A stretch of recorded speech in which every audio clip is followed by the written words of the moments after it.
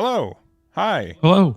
I'm back Hi. for my third Gundam stream in 3 days, and I didn't stream on That's Monday. cool. So we've got What's wrong on Risu Monday? also, who you should hopefully only hear once. If you can hear him twice, let us know immediately. But we've got our GD05 tournament. We've got 55 players, so 5 to 6 rounds of Swiss. This is going to be GD05 format, proxies legal, and the new restriction list. So no of the Angshas, the pair bands from Mikazuki, and Gun Tank, like not those ones together, but you know what I mean, those ones, and then also the simple level 2 or basic level 2. I forgot the name. The 2-drop Exodus. I like to call it. It's very funny. Yeah. The hidden gem. I don't know. There's probably a clever way to say it. I won't be the one who will we'll find it one day, either here or in chat. A better day, but or a better name for it. Yeah. But yeah, we've got 55 players. We're going to I'm going to jump around. First round is going to be almost entirely based on how good your setup is. So if you want some first round stream coverage, just make sure that your setup looks good, and maybe we'll join you. Yeah, table 3 looks great. So we're actually just going to jump over there. Make it easy. So, yeah, I think that's good. We just have to now figure out who's who. But I am so excited for this format. I think everyone can kind of consider that we had like we had like an Eternal Nexus break. Everyone kind of calmed down in terms of. It's definitely a slow season with that half set we got, the extra set, and there wasn't to help. I think there was just the one regional that you had covered over the past weekend in Pomona, sure. Right? Didn't have too much to do, so not only was it competitively a break, it was just kind of not a overall like low impact set when it came to the meta. Had some interesting applications seen with side decking, as we did that in our championship last week. But with Eagles Nest, we got 2 players here. Yeah, 5 to 6 rounds too. Depends on it. So, we've got some. Oh man, some G generation. I was doing a little bit of testing that earlier today. It is. I think my conclusion was it's not terrible. Is how how we're gonna air it that way. So, let me also set up the timer. Yeah, we got round 1 I mean, here. overall, when it comes to G generation, there's just some little things that like I want to believe make it good, but it just hasn't been able to prove itself yet. Like just having generic link pilot pairs for almost everything and anything is just like a great start to begin with. Yeah. But it looks like we're actually on some kind of white Kira package with that sword strike. Sword strike being tossed out through Array. Yeah, I think you're correct there. Yeah, because I mean, I don't know. There are now twice as many Kira pilots, and spoilers, they're both good. So. But this is okay. I'm not claiming this is my deck, all right? Everyone has their own opinions, but I was playing something pretty similar, and the fact that we're seeing all this G generation stuff, either one means you just have it and you just think they're cool, which is totally fine. Like all these cards are generic, anyways. But if you're playing blue white, there are some reasons to play specifically G generation cards, and I think that could be interesting if that's what they're trying to do there. And on the other side, we have kind of like just a full red package going on so far, and we're gonna use use this one, Darkness Finger. Is that what it is? Yeah, it is. Yeah, very strong. Gonna be able to choose one enemy, deal 2 damage to it. So we're gonna do just kind of clear out that G generation, or actually no, we just did the damage to the blocker, and then we choose to block on the attack there. Yeah, so this is with GD05 proxies legal. This is with the new restriction list legal as well. So.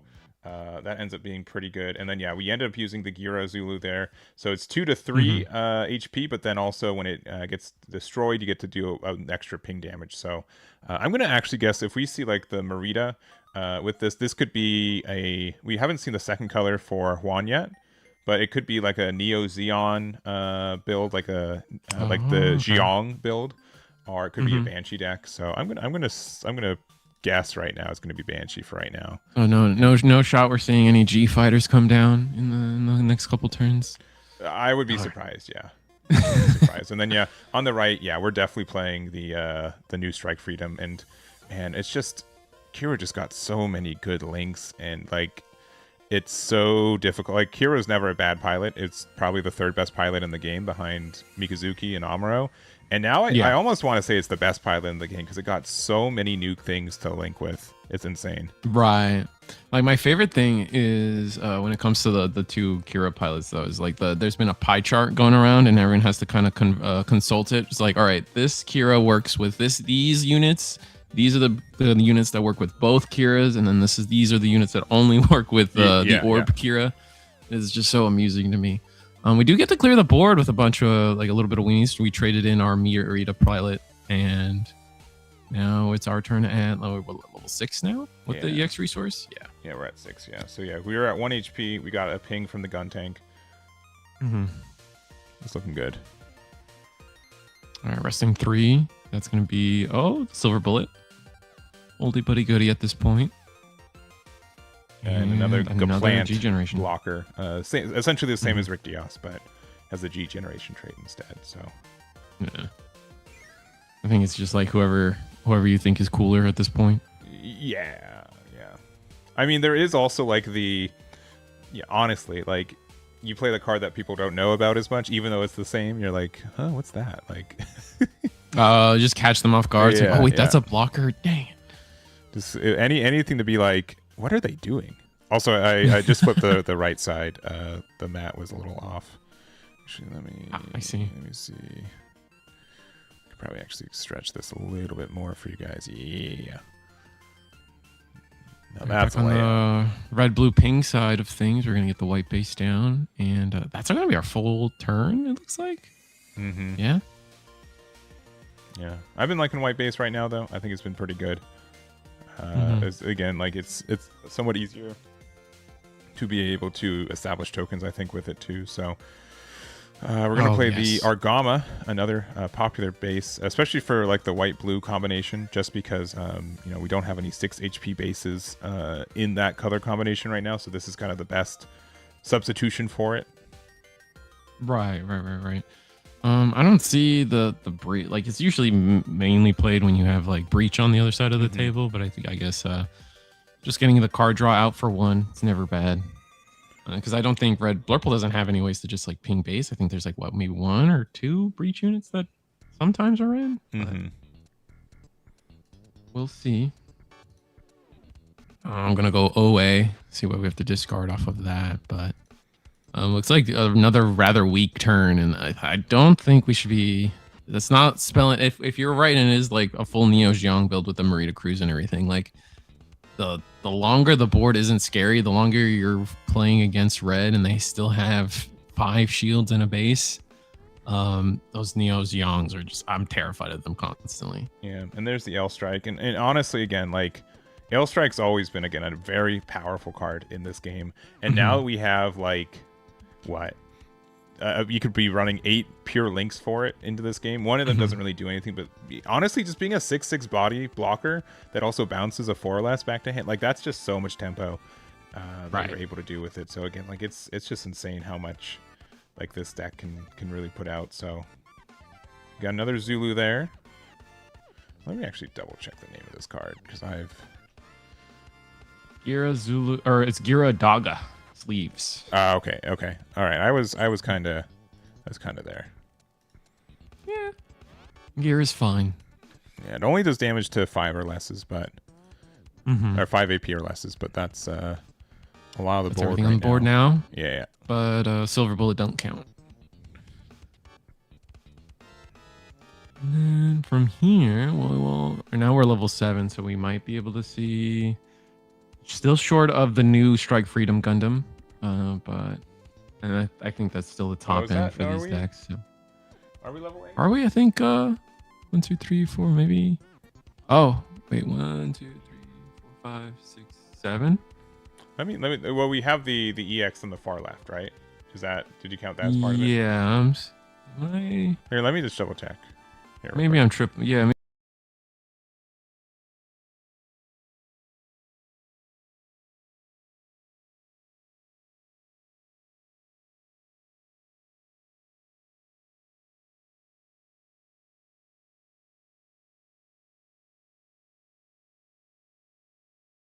Yeah, just wanted to double check. Yeah, so we are at level 8. So, yeah, Strike Freedom, heck of a card. Very good card. I don't know what else to say about it. So when you play, you deploy, you choose two things, and when they destroy a card, you get to draw a card. So that includes shields, which honestly, on my first read, and I think a lot of people's first reads, it was I did not recognize that. I'm like, oh, you have to force a battle for like the thing, and now it's just like, oh, I can destroy shields or bases, and I get to draw cards, and that's terrifying. Yeah, the base thing is really what got people confused, because they were just like, well, it's just like, oh, I have to, your opponent, like, you can only attack units. You're in blue white. You're not necessarily playing Amuro Ray or any of the blue resters in a deck like this. So are you really gonna get that destroyed? But no, there's definitely other outlets, which kind of just makes it a draw 2 if you're using the blue orb Kira. Unfortunately, this time we only have the original white one from the starter deck. Yeah, but that's still fine. You're 7/7, which is great stats. And then it does get your on pair effect, which we're currently not using, but we could use in the future. So, yeah, I think that's just fantastic. Yeah, seeing it on curve with a link, it doesn't really matter too much which link. Yeah. I think obviously, yeah, the blue Kira would have been slightly better. A 7/8 body would have been very good, but that's what it is. All right, so we do get a full trade, it looks like, into the ale there. We do have the Banshee. Ooh, the original with the Banshee. Merida. How many cards do we have in trash? I'm going to guess 2, 3, 4, 5, 6, 7, 8, 9, 10, 11, 12 exactly. So we needed those things to hit the trash here. So we're going to attack in. Technically, we're going to get some ping damage on the Silver Bullet, but it will not take it. But that is 12. We do shuffle it back in. And yeah, this is a Banshee deck, which, I don't know, I'm a sucker for Banshee. It's one of my favorite cards in the game, and it feels like it's the most usable it has been since probably GD01, like this time last year. Yeah. Well, you can actually just, like, with aggro, kind of, at least for now, until people maybe figure out a better list, since the restrictions list, aggro being such a has departed from the format for the most part. You can actually get to these higher boss monsters consistently, and actually, like, do their intended purposes. Like, if this was Rush, we probably would have been dead already by this point. Yeah. So just or we would have been in a spot where it did nothing. Yeah, I think, like, yeah, blue purple. I think there are still aggressive decks, and they're gonna sneak up on a lot of people. But I also think that okay. So we're also doing one more thing. We're playing full frontal linked, so we get to play out the Doga once again, and we get another damage here. So I think we're attacking as a 6/5 due to the +2/+2 from full frontal. So that is it. But yeah, I think, yeah, aggro's still around, but currently aggro is like 1 turn slower than what it used to be, which is enough for a lot of these decks to feel very comfortable. Oh yeah, 1 turn is like a world of difference, honestly. Yeah, and like, unlike like other games that we play, like especially One Piece, you losing life is kind of, especially with leaders in that game, it is bound to happen, right? It is bound to happen. But in this game, like, you can like be at one shield or whatever, and you can stay on 1 shield for a very long time, just based on momentum. We've seen, like, and I mean, we're looking at the king of momentum. Was to me, I'm still, like, in awe of, like, the amount of games, like, a blue-white deck has been able to turn around from, like, just sitting on a single base. Yeah. Right. The resource game that they're potentially able to play in the long game. We are at level 9 now, as we were obviously level 8 previously. Before. Yeah. Do we have the blue Kira this time? Yeah. That would be nice. We'll see what happens. Either we're gonna go for board cleanup, or are we gonna potentially go for? It is the blue orb Kira, so we're gonna get that draw. Yeah, it's currently a 7/8. You're gonna choose the silver bullet, and you're gonna choose your freedom. But where does everything go? And are you looking to bounce the sleeves? I don't think you bounce.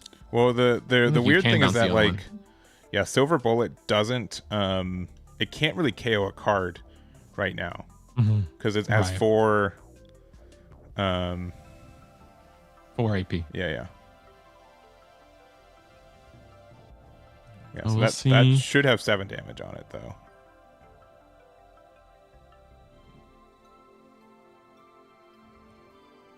Like, we're looking for the 7 that Yeah, doesn't I was exist. gonna say, yeah. If you find a 7 on the dice, you may need a refund. No, yeah. That's funny. All right. Oh, but we do have a yellow another Kira to fix okay. that problem we had. Okay, We're going so for base or shield? looks like we're gonna attack into the 6-5 there. It's gonna turn it into a not 6-5, but a 4. It's 4-4. So or 4-5. So then we do get the removal trade with it. So both of these have 1 HP. Again, Silver Bullet can't get pinged unless you ping it with 4 damage, which is a lot in this game. And we did get like.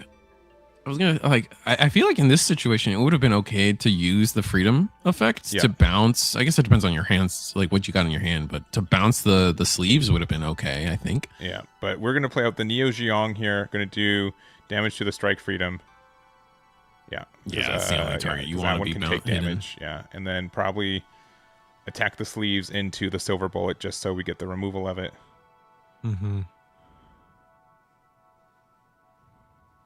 Maybe considering saving the 1 ping for something later. Nah, just gonna go ahead and throw it away. It's still good, and like the Neo Geong, scary boss monster, scary boss monster. No. And it only gets worse from here. I'm not sure what the new blue-white Kira full strike freedom Kira deck can do about boss monsters, but this is still like just historically one of the hardest boss monsters to get rid of. 6-7 stat line, and with potential full frontal to push that health pool up to 9. There's just not a lot any deck can do once it's on the board, unless they like. The mistake sometimes I see is people get a little too aggressive when they don't have to and start swinging, and then people like have to trade in worst case scenario, you have to trade your own boss monsters into it. Yeah. If we had like another strike freedom, we could attack and we discard 2 to put bottom deck it. So like there are ways, but like the fact that we've just done 2 back-to-back linked. Okay, all right. I guess we found another one. That's crazy. Do we have it? Do we have the link though? I think that's key. Yeah, we've used I think 3 or 4 cures at this point, but using the EX resource here, we do. Okay, and again, when we get so much card draw from this, and then we're gonna use the effect here, discarding 2. What are we gonna discard? Gonna be a gun. Tank, that's not doing your favors. Yeah. And another vanilla. I think it was the Strike Rouge. Yeah, it's the thing. It's it's one of the Strike Rouges, I think. Yeah. So 3/4 vanilla. Yeah. All right. Yeah. Gets rid of the base. They get a draw card from the Strike Freedom. Yeah, but man, here's like the big thing about like if you get 1 Strike Freedom though, the fact that it draws you 2 to 3 cards, depending if you have like the blue Kira or not, the chances of you finding another one like just extrapolates, right? It is one of the boss monsters that's just so consistent. Yeah, we had to discard 2, but we used 2 of our cards to get rid of 1 of your cards, and we drew a card afterwards, right? And now we have again this 7/7 body on the board. And it's 2 cards we were just like so ahead of, and like we generated those 2 cards. It wasn't like natural card draw or the starting hand, right? Like we were ahead of our opponent. We were accumulating that value to use it for specifically this moment, this boss monster. Yeah. Now, if we've got a Kshatriya or Murita, we can clear everything here. This is only a 7/7, but it looks like we've got another Neo Geong here. Super good. Likely going to do the 3 damage to the full frontal. Probably Tall Geese, yeah. And then we do have the full frontal link with it too. So we are attacking. Now we are in 8, but nothing to play. 9. We kind of have to attack in the Strike Freedom because otherwise they can just get rid of it. But now we're at 2 HP. But that's fine because again, like most of the time, like I've been playing a lot of blue-white. You don't really have that much incremental damage. You have to really just be trading and doing good numbers. And if you lose that momentum, you're behind. So maybe we drew into 2 gun tanks. We definitely got rid of 1, which is probably starting to feel like a huge mistake. Yeah, because again, we should have 2 HP right now. So we're 8 AP and 2 HP. All right, gonna rest 2 into it's gonna be Strike Rouge vanilla, rest 1. We got another Kira link here. Again, to draw another card. Most people playing 7 or 8 of these pilots between the two, the blue and the white. So yeah, full trade here once again. I mean, you just kind of have to. The more the Neos Yongs, once you like, one's devastating, but once you see that board state where 2 of them are on board, it's just impossible. Yeah, you're gonna get just the blocker wall, the double Rick Diaz, and the silver bullet too. All right, 2 cards left in hand for blue after using up a lot to do a lot, honestly. So can't feel bad about that. Yeah. Red has 3 cards in hand. Let's see for 3. I think we've seen the show resolve. Oh, +1.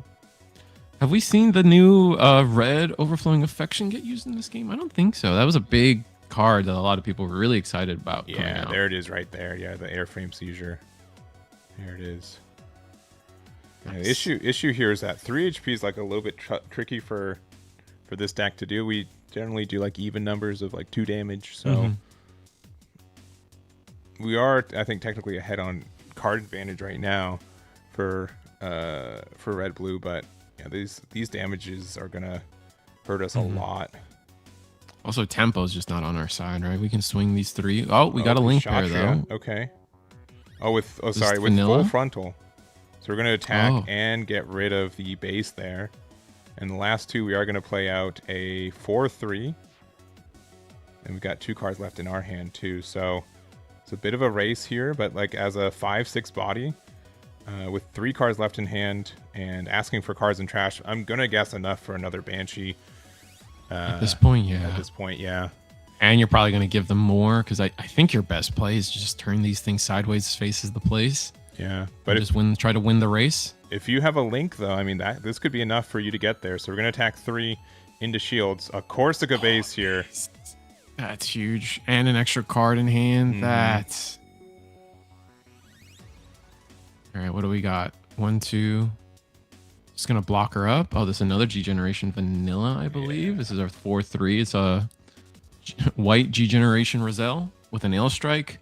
Okay, and these just are dumb clip, no cards in hand. Yeah, all cards in hand right now. So a bunch of like 4 blockers. The far right, the other G Generation cards. It's the Roselle reskin, essentially. So not as relevant of a card. Is there a world we would have swung with one of these blockers just to get a little bit of damage onto the Corsica base? Oh, and we get our own Corsica base, so a draw to hand is nice. Did we draw for the base? We did not. Yeah. Definitely did not. Yeah, there we go. Okay, all right, cool.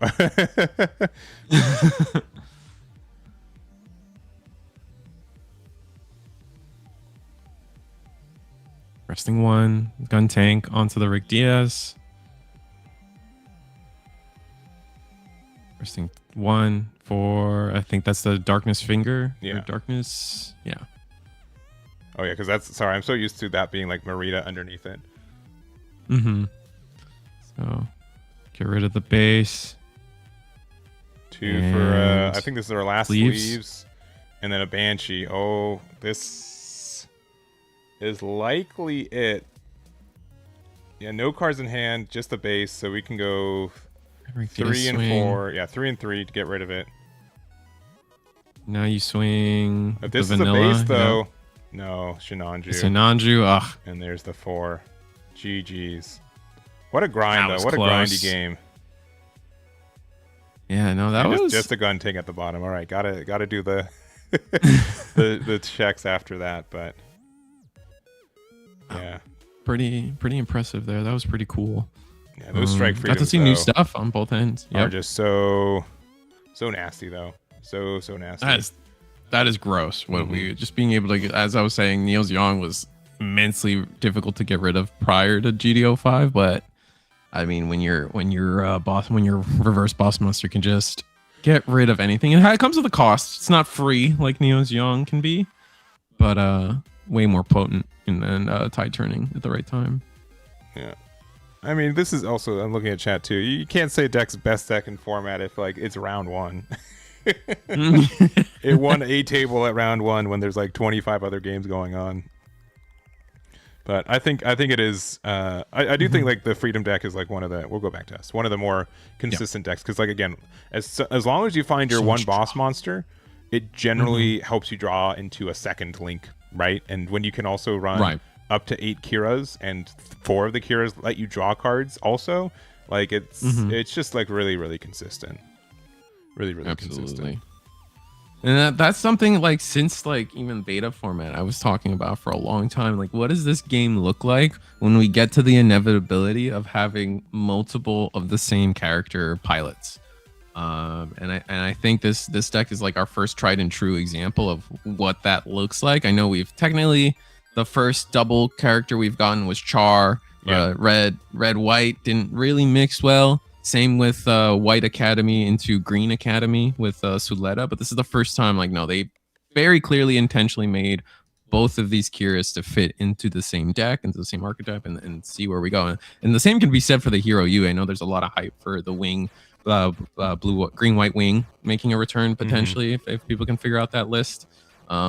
Looking at what people have brought today, we're seeing Wing, we're seeing Kira, we're seeing Xiong are probably the big 3. But there are people on Cubely, Vulture, Jupitris. A lot of the O is still trying to be played. Not seeing a lot of G Fighter though, so I'm a little sad about that. That's definitely the one I think a lot of people were hyping up between themselves. Yeah, I'm looking at chat again too, and yeah, this is we're just jumping table 5, so another grindy match. It looks like I think it's like another blue white deck versus it looks like Wing. We do have Ale with the Kira there, so we do get the link, and I think we have a base, so we could attack with a pretty nasty suppression with the other Freedom there. Also, I haven't opened any packs of GD05, so I'm gonna hopefully get some boxes to open on Friday. We'll do a couple box openings, but I think like 2 SPs per case is pretty standard for like Bandai in general. Yeah, so that's not too outrageous in my mind. It's standard for One Piece maybe, but not other games. Yeah. Oh, for other. What other games could exist, Risu? That's not on my radar. What? Give me an example. A digital example. There's perhaps. There's one that involves digital creatures that has SPs, but famously they're not 1 per case. They're like 1 per 2 cases maybe. Oh, okay. All right. It's a tough time. But Wing's on the board. We got both the Endless Waltz Wing and the Wing Zero. So yeah, one of those like someone in chat hit me with the lore about how technically Wing Custom isn't real and that these are technically both just Wing Zero stuff like that. Hit me with that now because I want to hear about it. Yeah. We're attacking with our attacking to the base there and then just attacking here. High maneuver. Yeah. Looks like that is it. Yeah, high maneuver from Wing Zero. Still, I mean, and that's like the thing. Like this has always been like why Blue White's been like good, but like having a 5/7 body with high maneuver can just end so many games still. And it's I don't know. It's really crazy to me that we're entering the second year of this game. It's the 5th set, and really, all of the decks and archetypes and like all the set 1 LRs that were good are still good. Like they've been like forever investments. Like I do think that this is the starter decks especially, right? Yeah, like, it's insane.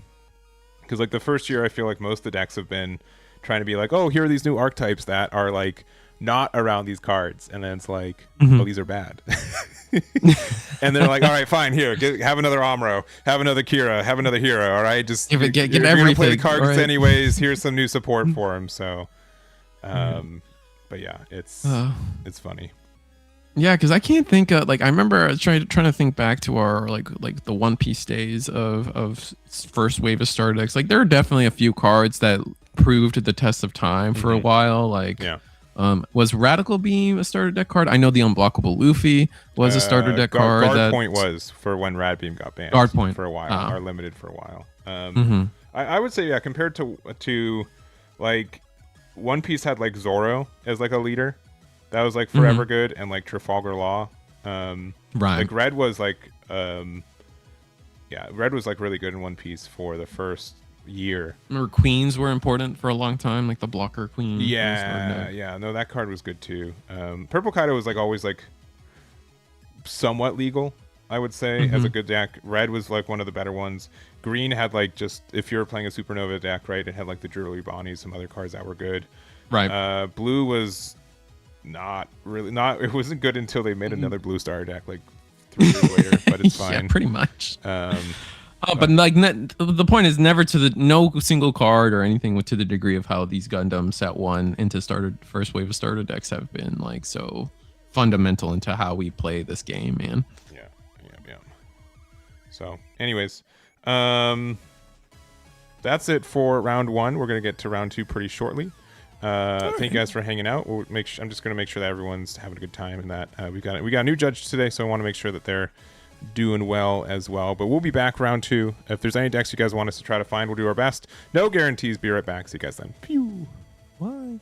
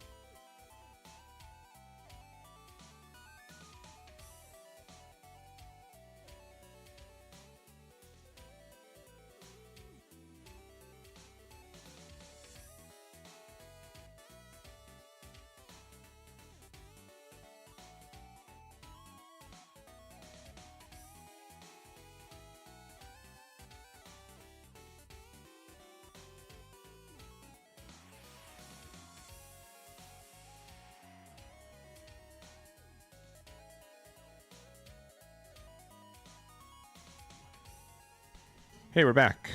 We're back. We actually never left, but you can see us now. We've got round 2.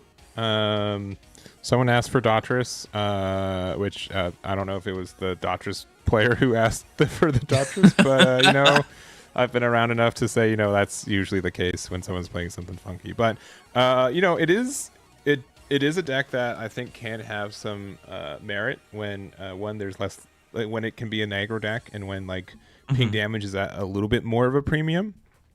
That can be good. And then I don't know what the opponent's playing against, so we'll just find out that together. So let's go over here. I'm gonna press this button.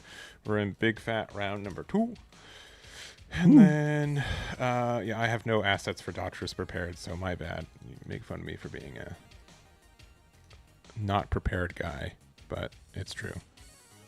But it's we've kind of seen like it's the core of it before. And then opponent is Jose. Or government names. That's fine too. Oh yeah, Jose O. First name, last initial. Easy peasy. And Josh Shadow. Oh wait, this is a Eagle's Nest regular. nice. And he's playing ooh. An interesting list, a kind of a homebrew. This is gonna be interesting. Yeah. It'll be fun. 2 ways to get onto an Eggman feature match is to have a good setup, and the second way is to have something interesting to talk about. Yeah. And the last is to get into finals, so I have no choice.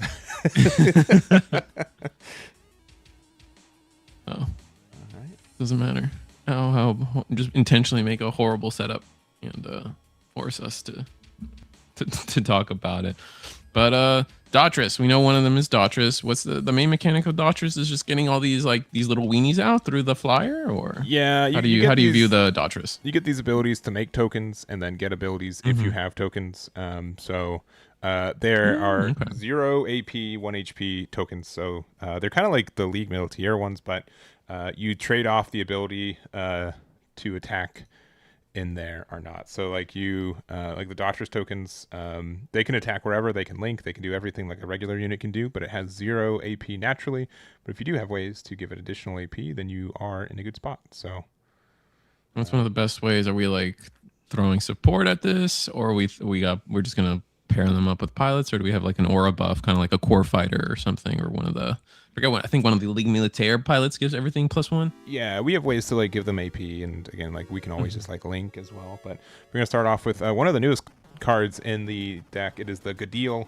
If you're attacking a damaged enemy unit, this gains Breach 3 during the battle. So nice. We got that, and then we do just kind of use the improved technique there just to get rid of it immediately.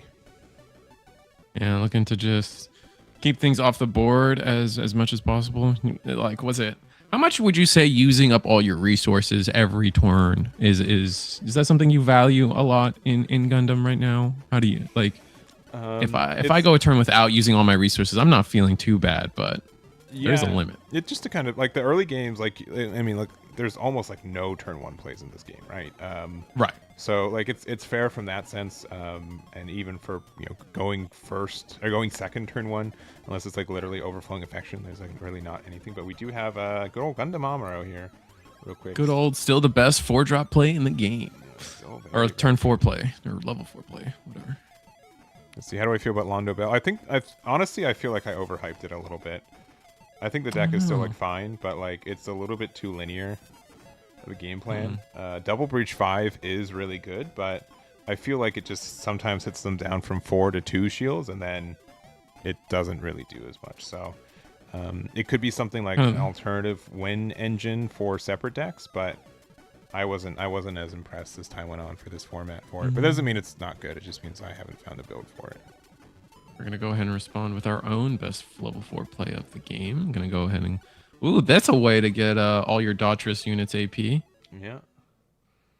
Yeah, 1 AP here. Yeah, that's one of them. Oh, we do show that we are the kind of running the League Militaire package here, too. So no token since it's not our turn, but kind of cool to see. Just getting value out of these tokens is going to be pretty good. Now the RX-78 on the League Meteor side has got to gonna have to have an interesting decision here to make. Like, are we gonna go? We're gonna go into. I guess it's always safe to go into the token, but feels wasteful. Maybe we have to clear the EX space herself. Depends on what's the rest of the hand. Yeah, it's a weird like back and forth where, yeah, like the token you can get rid of it for free, but then like obviously the Gundam on the other side can clear your base that you just established. But then like if the token stays around, like it can start doing incremental damage again. So looks like we are playing the Victory Gundam Hexia here. So I'm gonna say the right deck for the record is kind of like a Victory Gundam kind of League Military deck. So I think it's pretty solid. And then we do have the Uso to go with it, so we get the token down along with. Are we gonna get another one when we attack with the inevitable? Yeah, this was the one that does have a link with League Military. I forget which one doesn't have a link condition. Is that? Oh, we might not be running it in his list. Oh, it's the Victory Gundam 2 drop. That's the one that has no link condition. Also, we do trade away. I have no Daughters assets, so we're just gonna say this is a Gundam deck, and I'm just not gonna talk about it anymore. So, but yeah, it is really funny to see, like, you know, these are like the two token, like, maybe two token decks. These are two different token decks. One's, you know, generally been a more flexible engine. These parts tokens very easy to establish. So yeah, very easy to establish the fact like they're either trade fodder. They have things like the core fighter to create blockers. They have, and then obviously like through the League Military's conditions and use conditions. Obviously, the Victory Gundam itself draws you because you need to be able to establish wide, or the V dash needs you to rest one of your units to rest one of their units. It's kind of like this synergistic ball that I've always come to love about League Militaire. I'm not sure if Daughters has that same just kind of synergy bubble in itself, like it's self-sufficient engine, but we're gonna have to see as this game goes on. And honestly, like the format in general, because I know GD05 is gonna be. There's a lot of hype behind this set, man. Like a lot of people want to play GD05. No, it's been a lot of fun for mine testing. Again, I'm sure someone's gonna ruin everyone's fun. I'm trying not to make it, but it feels like the power level of the set is that high that like something's just gonna bust out. Well, it's just like, and a lot of it's just like so free and flexible that you know, we've got a good amount of cards. There's, I think, probably close to 800 cards, like not quite 1,000, but 800 different cards in this game right now. And so with that much flexibility and the fact that at any point, like, you get 40% of the card pool into your, you know, deck most of the time, it you know, just ends up being that there are so many different ways to build. And like, if you have an engine that you really believe in at this point, I feel like there is a viable way to try to, even if it's just off the back of a better engine, you know, incorporate it, which is really cool. Right. And talking about what the Jotris deck has been playing, we actually got the Gundam Versago and Gundam Astron, the dual Gundam card, I guess. Yeah. During Link has high maneuver, so I think we are linked. So it did have high maneuver at the time. Not that it seems too relevant, but yeah. And then with the link that it had, it does have like a chance to, you know, get the +2 HP, and then also when attacking, you choose one of your new UNE units, and it gets the +2 AP. So that's why I was able to attack for 6 on the turn, and then we do have the Victory Gundam here, and go from there. But yeah, this is getting a pretty wide board. The fact that this, I mean, yeah, this is the big reason that the Gundam from Sardak 1 is just so strong. It's just it's so hard to remove, because guess what? Now it's gotten so much removal already. It is still alive. If you don't get rid of it this turn, it's gonna fully heal back up to 5 HP. Like, it's just so tough. So good. Ooh, we're gonna get the Gundam Versago from, I think this is a previous set. Yeah. So this is probably one of the best cards in the set for this. So it has Breach 3, and then if there are 3 or less enemy shields, which are because they played another base, choose one unit with 5 or less AP to deal 2 damage to it. So we chose to do it to the Victory Gundam, which then it's on the which made another cards token. Yeah, but this card's been like mildly playable. I think it's In the dark of the night.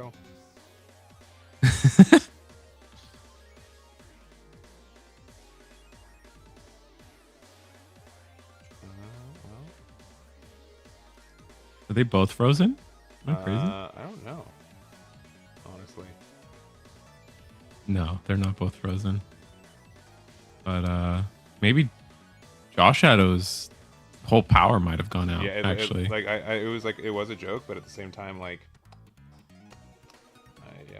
that might be the case. All right, I guess we're gonna jump away. We'll let the judge handle this. Well, the judge. Yeah. Make sure that the judge came in. Yeah, the judge did come in. Okay, cool. There you go. Reese, do you mind letting them know, or pinging our judge?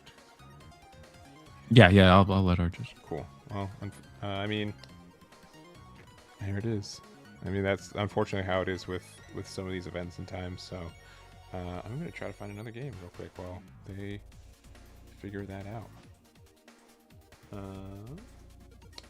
Got a clan deck. Ooh. What else we got? We got a Wing versus New Gundam.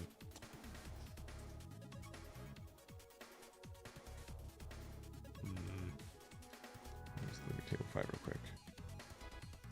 And I'm back. Everyone's aware. It looks like he just lost power and might not be able to come back in time if he even regains power at all, unfortunately. Let's go table 5. Table 5. We'll need to quickly change these names and such.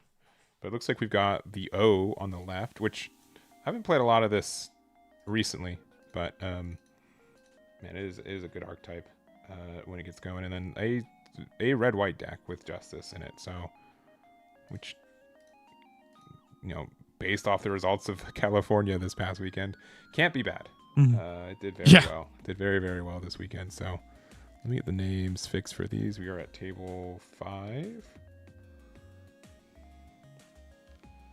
And let me see. So going forward, we got the O. We got 2 O's down. That's potentially. And an RX-78. So are all these repair bodies existing with 2 O's down? That seems excessive. There we got, I believe it's Parker. Yeah, Parker L is should be on the right.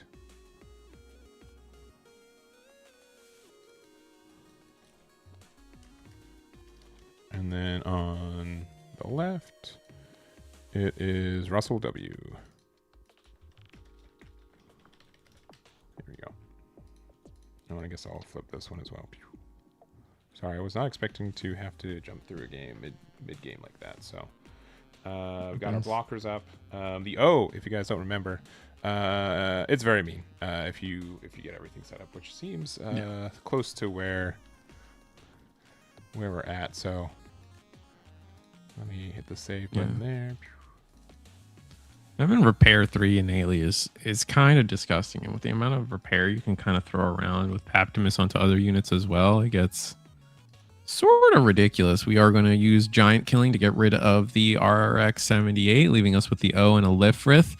But that took our whole turn, and I think that's just close combat, by the way. It's just one of the ultimates. Oh, but that's no, it's okay because it's no, I you're get right. it. The fact that like there are cards like this is the first year. There are some cards where I could run a full playset and use different art for each one of them is kind of wild too. Like it's It gets me, man. At the beginning of the game, it was Overflowing Affection and Show of Resolve was a struggle for me. But now it's all the red ping cards. They all are slightly different, slightly have different alt arts, and it's. We're gonna use the effect of Asago to gain 1 AP. We're gonna swing over the O. That's gonna clear it. Yeah, so even clear there. And going back from there, but yeah, I think a lot of people are trying to like the O is like a good value engine once you get to there too. Like if my opponent has like a linked O and a link Strike Freedom on the other side, like what do I do? Like I'm just crying. Like it is like sad times. But I'm also gonna see that Russell's hand is like pretty healthy at this moment, right? Despite being somewhat later into this game, which we would know if Eggman actually set up the timer, which he did not. Rest in peace. We're gonna rest one. It's gonna be the overflowing affection. It's gonna be that really fun seed one. Into, I guess they're always the seed one, but no, that's not true. Also, shout out to Parker for using some Eggman dice. I those orange ones are like my favorite ones for Gundam because it makes it so clear what the numbers are. Like the contrast is really high. Yeah, I agree. It just takes me back to my childhood, man. Who doesn't like a good creamsicle? And it looks like we rest 2 to get the rest 3, excuse me, to get the base, or 2 for the base, and then 2 more for getting an RX-78 token, 3/3 token down. Into, where do we follow this up? We got 4 resources left to go. That's not an EX resource. Going to use all of those to play Hail Strike, maybe Masala. It's going to be the Masala. Yeah, it's pretty good though. And again, another unit with blocker. I think the big thing here is getting a white base down into this red-white ping deck. Sure. Or yeah, like red-white ping style deck, because you can just infinitely now generate bodies and always establish a threat. It looks like we were pretty comfortable up until now to kind of just kill our opponent's board and not have board development, but now we're going to be forced into at least a little bit of board development. And that's all we're going to do is going to play the Psycom. On play 3 damage. Yeah, we'll do 3 damage to the token that we just spent so much time establishing. Big suppression unit too. So, well, I think we're wasting a big 5 here, if not 6. That's go. It's the Strike Freedom. So choose 2 units. If they destroy something, we do get a draw. So Masala's going to go in first. Going to get into the base. That counts. Guess a draw. As you're talking about keeping this hand size super healthy. And the question lies, do we have the pilot to match it? Yeah, and this could be a situation where we were drawing to hope that we found it, but we do have the Kira. Again, less good in this situation than like again the +2/+2, but another hit there. So we do get to draw a card. Fortunately, no draw, but we do get the draw. We're discarding 2 first off the one attacking ability to bottom back the G-Quux. Yeah, and then we do get to draw off of getting rid of the shield. But it is important that discard happens before the draw. And it's mandatory draw, right? Yeah. It is mandatory draw. You can't miss it. Still such a nice thing about Gundam. That little fact. Yeah. So many of these effects are mandatory, even if they're beneficial or detrimental. Yeah. The Strike Freedom like discard effect is optional, but a lot of them are mandatory. Yeah. And I think it makes sense for the Strike Freedom to be the attack effect to be optional. Is it like you have to pay an additional cost to even do it? If it forced you to discard 2 every time you swung, that'd be maybe less good. All right, Ail Strike comes down with a Kira Link pair. Bounce a Lifrith, and then are we attacking Strike? Probably Masala. It's the only thing we can clear. Yeah.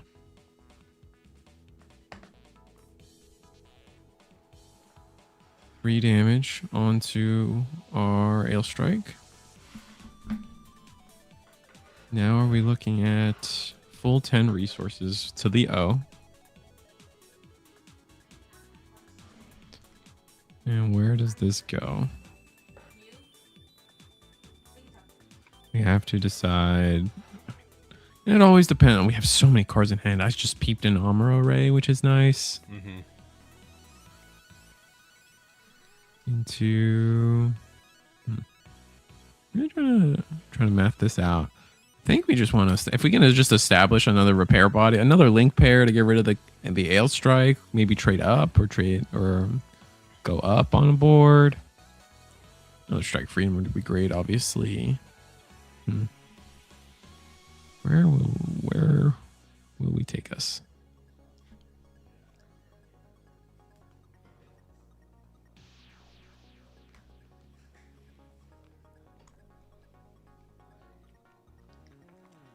Looks like we are committing to a play. It's going to be another 6. Is it another Strike Freedom? Oh, yeah. It is. So choosing those two. Gonna give. Now, do we attack base and just discard 2? Yeah, it's either we draw 2, discard 2 if you want to keep it healthy. We could also attack just into it to get the minus.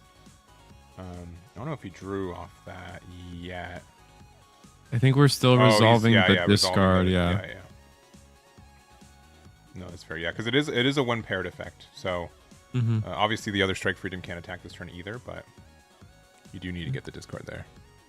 I think this is one of the first times in Gundam I've seen a link pair continue the ruling. Like, obviously it's interesting in this game when a unit is paired, the paired pilot follows wherever the Gundam goes. So oftentimes when you see the bouncing, it follows it to the hand. This is the first time I've seen a pilot go to the bottom of the deck along with its paired unit. It's very funny. Yeah, it's quite unusual. And we did have the link pair to get another draw. We're running away with this game. Oh, and a silver bullet to just kind of seal the deal of, like, you just can't do damage to this thing. Yeah, and this is where we see a lot of, like, again, if they find this value loop, it just pays so much dividends, right? You need to kind of get there. You need to be kind of healthy. And honestly, I think that, Strike Freedom is going to be probably like the most popular deck day one. I think there are ways to play around it and answer it, but in a vacuum by itself, it is just so good. Absolutely. Now we have to find ourselves. Do we just pass? No, we're asking for cards in hand. Oh, we're just scooping it up. We just have nothing to this this board. We got Airstrikes, pilots, a side comp, but nothing to actually deal with the board at all. That's unfortunate. Yeah, we got. And I think the other thing, I mean, obviously this is more of the O package for it too. So many people, like, blue-white has been such an established, like, color combination of just good stuff in general. It's very easy for, like, on deck construction, just like, well, I find room for these 4 cards, and then I'm good. I've made the perfect deck for this combination, right? So it is a deck that I think off the rip will be very, very good, but I think that it is. I'm not convinced that it is best deck tier 0. Which is not yet. Like, for me, I definitely save my opinions on such things, like for regional events. Once we start seeing, like, actual top 16s hit the board, deck spreads and stuff like that, like, beforehand, like, I don't know. I think any card game, and Gundam especially, that the deck building process is still so fluid that all it takes is for someone to just kind of figure it out. Like, I mean, I still famously remember when, like, it was green white. I think it was set 2. We had a Kissimmee regional, or maybe set 3, where everyone was convinced it was green white wing best deck. And then you also had, like, aggro was, like, not quite as strong. It wasn't quite the blurple nuisance we knew. And then, I think it was like 2 friends or 2 brothers were just able to figure out, you know what, white red wing, or white red ping. If you figure it out, get the right stat lines onto the board, you just win the tournament. And that's what they did. I think they ended up first and second in that tournament. So and red white was just amazing in Pomona, which again was GD04. Restriction list wasn't in effect. GD05 is not out yet, but it makes a big difference. Because so much of the ping is so gone. I think a lot of, and it's funny, the ban list was such a, like, everything that was hit on the ban list, I think, was said, like, multiple times by multiple people of, like, what they felt like the ban list should be. I know in chats for Eagle's Nest, people are always telling me, like, no, it's got to be gun tank, you got to just ban it. It's not a good card. It's not healthy. They ended up doing Anksha, which, sure, I think it's, you can argue it's about the same thing. Anksha is just a little bigger. That's all. And then to make it, like, because I know whenever someone saw, like, the second gun tank, they're like, oh my god, what are they gonna do? Like, your entire deck's gonna just go pew pew pew pew. But the pair ban for that, I think, was fine.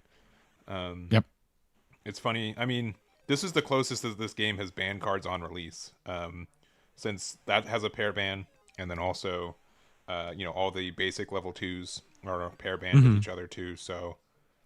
But I think these are all good changes. I think most people have been.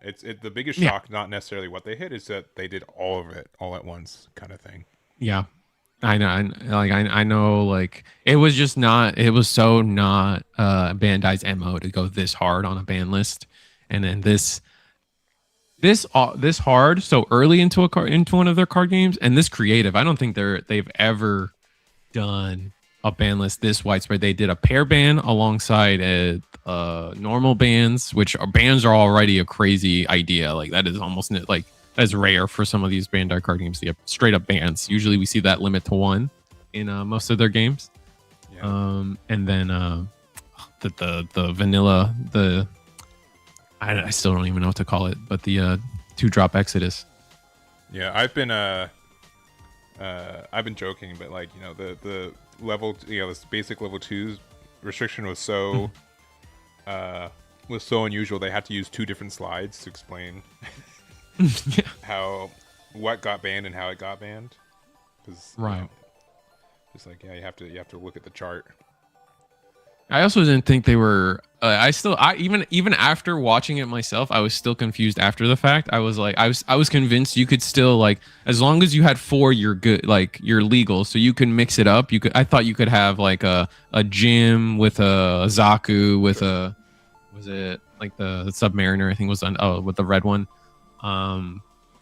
But no, that's not true. You once you pick your one, that's it. That's the one you're allowed to max out. You can't mix and match your 4 copies.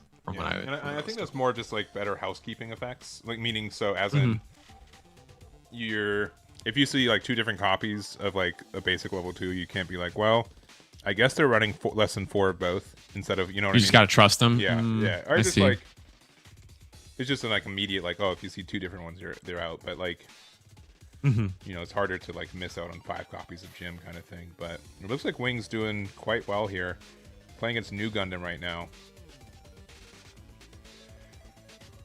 But I mean, if we have another New Gundam here,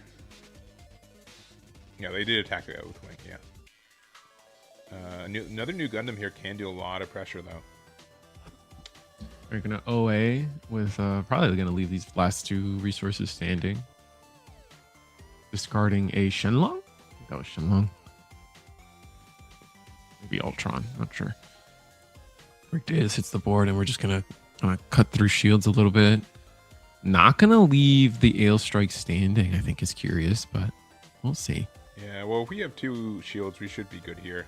They need like a double link with New Gundam as one of them, and I think that's asking for quite a lot.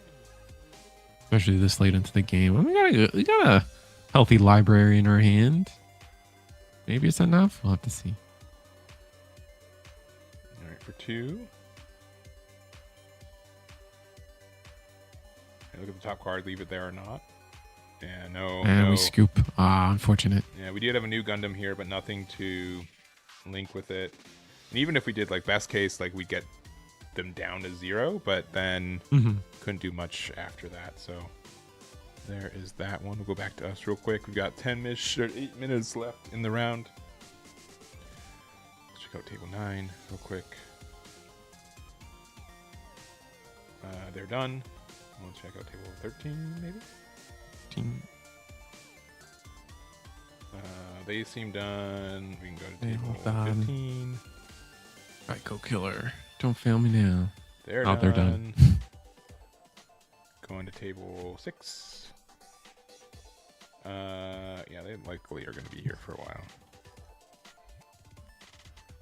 Yeah.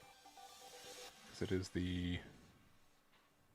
A League Militaire. It's a mirror, I think. It's it's red. It's another red blue ping. Yeah. So it looks like we've got like Banshee Norn kind of stuff, because we do see the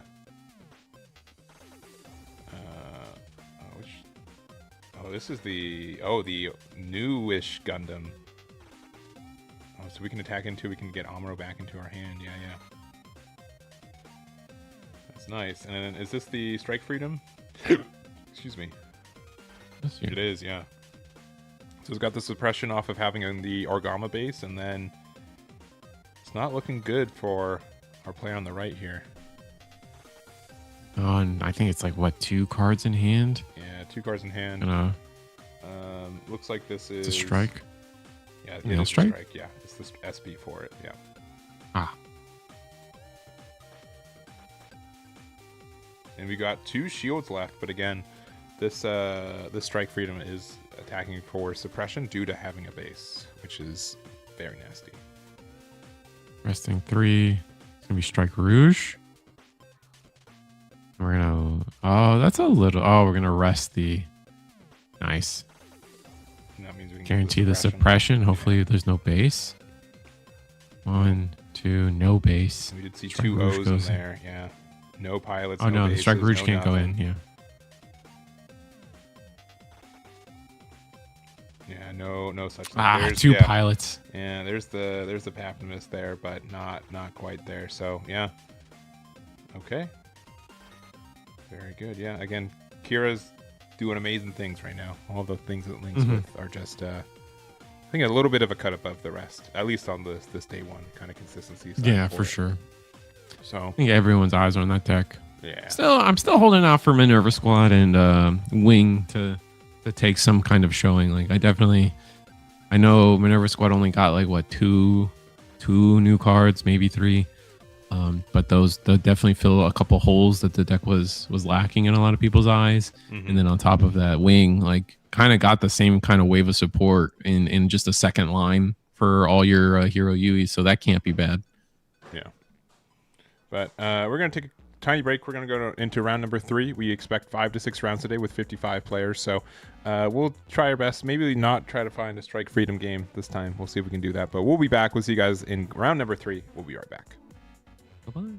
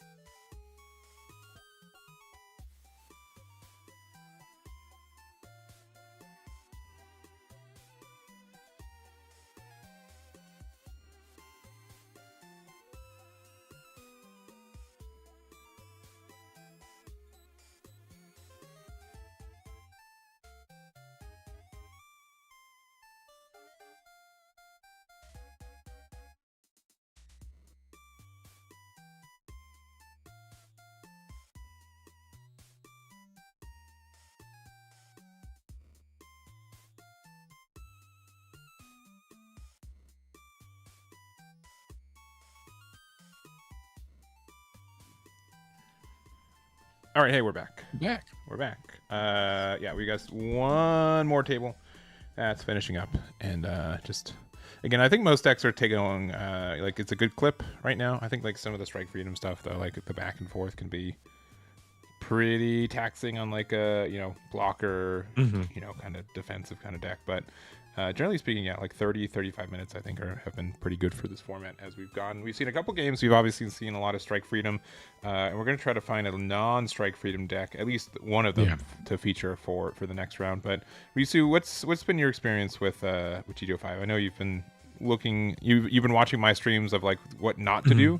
So what's been your experience? I've still been trying to land on like a Minerva Squad deck that I like. My biggest issue, like as most people can imagine, is Strike Freedom. Just being able to, like, the big thing about Minerva Squad was just like you air quotes have like infinite board value now because your stuff's playing everything from trash now, and you can now have a way to recur Shin itself. But like when Strike Freedom just bottom decks everything, it is. Oh man, it feels so bad. Yeah, and putting them, it's so hard to get ahead with the amount of draw they get, and they're negging your card. Oh, it's so bad. Yeah, no, that is very tough. It's very, very tough. Yeah, I've been There's trying... a world where I was trying to figure out if maybe there's a way to play blue. Go ahead. I was gonna say I've been I think like one of the other like big cards from this deck is from this um one of the big LRs are Sazabi, and I've seen a lot of people test it and try to do stuff with it, but I think only one person is using the deck today. So Yep. which is kind of tough. I know like League Militaire has been a really popular side engine. I do think like red blue's been pretty common. Actually, I can get like the color combinations for us real quick while we're waiting. Looks like it did get paired. Reese, I know you had a name that you we were looking at. Can you let me know what table they're at? Joshua. Let's see where they ended up. Let's see. We've got 3 red whites. We've got 5 purple whites. Table 4. We've got 2 purple reds. We've got 6 green whites. I don't know if you necessarily want this. We've got 2 green reds. I think both of them are clans too. 2 green purples. I think one of them being with the Sazabi decks. Blue white's the most popular, I think, with 16. And then blue red has a comparable 8. And then blue purple has 6. And then blue green has 6. That should be 51. I guess we'll have to redo those numbers. All right. But the other deck I was really interested in is all the G Fighter stuff, but that also seems to be not fully fleshed out. Still, like I think like when a deck comes like Gundam has this weird thing where like the newest decks, like when you like they don't tend to come out with like a good boss monster right now or a good like end game, or they're missing a part of their lineup. Like I feel like Destiny Gundam has a great late game, but is missing early game. Right now, I feel like Destiny or G Fighter's missing like a late game. Like Master Gundam doesn't feel that great, and neither does Shining. I think that's like why like Blue's been very good, I think, in this game generically, right? But what's been like the best blue boss monster in the game, right? Like it was like kind of like the O for a while, Banshee, but like then you have to play blue red. Like Unicorn's cool, but like it's a little bit too greedy on the late end, so it was just kind of weird, right? We never had like a really good generic blue boss monster, and then that's why I think like Strike Freedom's been like so good. Perfect. It's been helpful for so much of it. So we're just gonna go over table number 3 here. Get that set up. We do have on the right on the screen as it is too. Let me actually get the names right. Yeah, shout outs to the stream here, so it also it can show cards in hand too, which is funny. Let's see. We've got Randall on the left, and then we've got Joshua on the right. Nice. But yeah, so we'll see. We know that G Fighter is still gonna get more support going forward. We know I think confirmation that like Burning Gundam is coming, so that'll be exciting for any G Fighter enjoyers out there. And then Destiny, I'm sure Destiny will get some more support, like maybe a good wave. I think it's just missing like a solid early game, or at least an engine to fill up the trash a little bit better. I think is something they're missing greatly. Minerva's aggro. I wouldn't consider just bouncing off of chat a little bit. I don't really consider Minerva aggro. Where do you place Minerva? I would say closer to mid range if we're talking at all about. But I get like it's very momentum based in the fact that like if you lose like control of the tempo, like you get set back. Like you don't really have that much of a recovery mechanic. I feel like yeah, you do get is it like the Destiny Gundam's like good? Don't get me wrong, but yeah, like the other decks, I feel like their boss monsters like get a little bit more value at times. So I don't know. I haven't done a lot of Minerva testing in GD05, so I wouldn't say that I'm the best source for that. But I mean, this is kind of like the same stuff that's kept it from being super relevant, I think, in GD04 as well. Though less aggro is good for it. Agreed. Yeah. Looks like our players are getting started. A couple early plays. We got some kind of year war deck going on.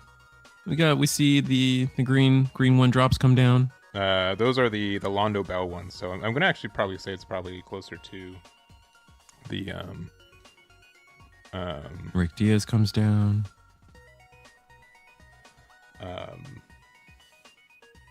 What's it called? Geez, New Gundam. Sorry, my brain was like, nope, you're done. You're done for the day. It's enough talking about Gundam. I talked about a lot of Gundam. And all, but in the last couple days.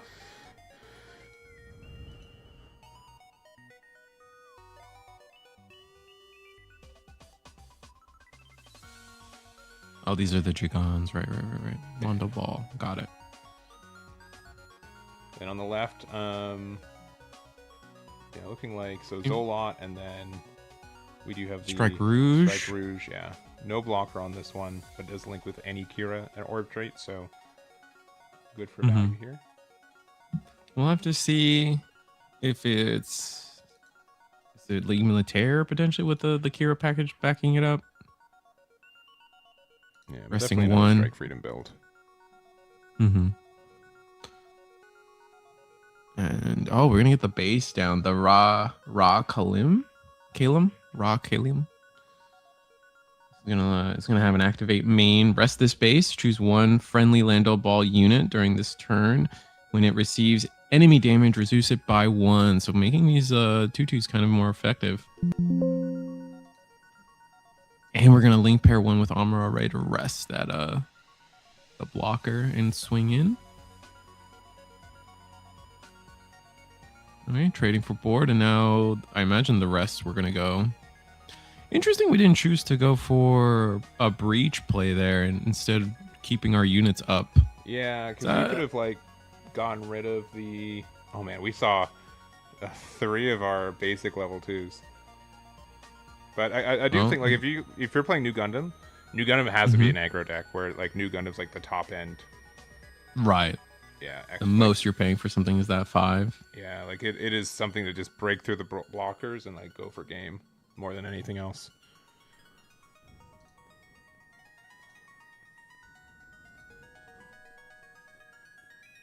All right, we do have the so it is showing that it's more of a Victory League Militaire build of the Strike Freedom. I'm gonna put Victory Gundam in the frame. Yeah. Gonna get the the base down that does generate the pants token. Gonna get another Uso that also generates a pants token. So I call it the victory. I forget what I said. I had it one time. Never said. You said it. Yeah. But this is specifically the one that draws on attack, I think. That victory. Yeah, that victory. Yeah. So if you have 3 or more League Militaire stuff out, you get to draw. So attacking into piloted 2/2. One? No, it's gonna be the vanilla 2/2. Yeah.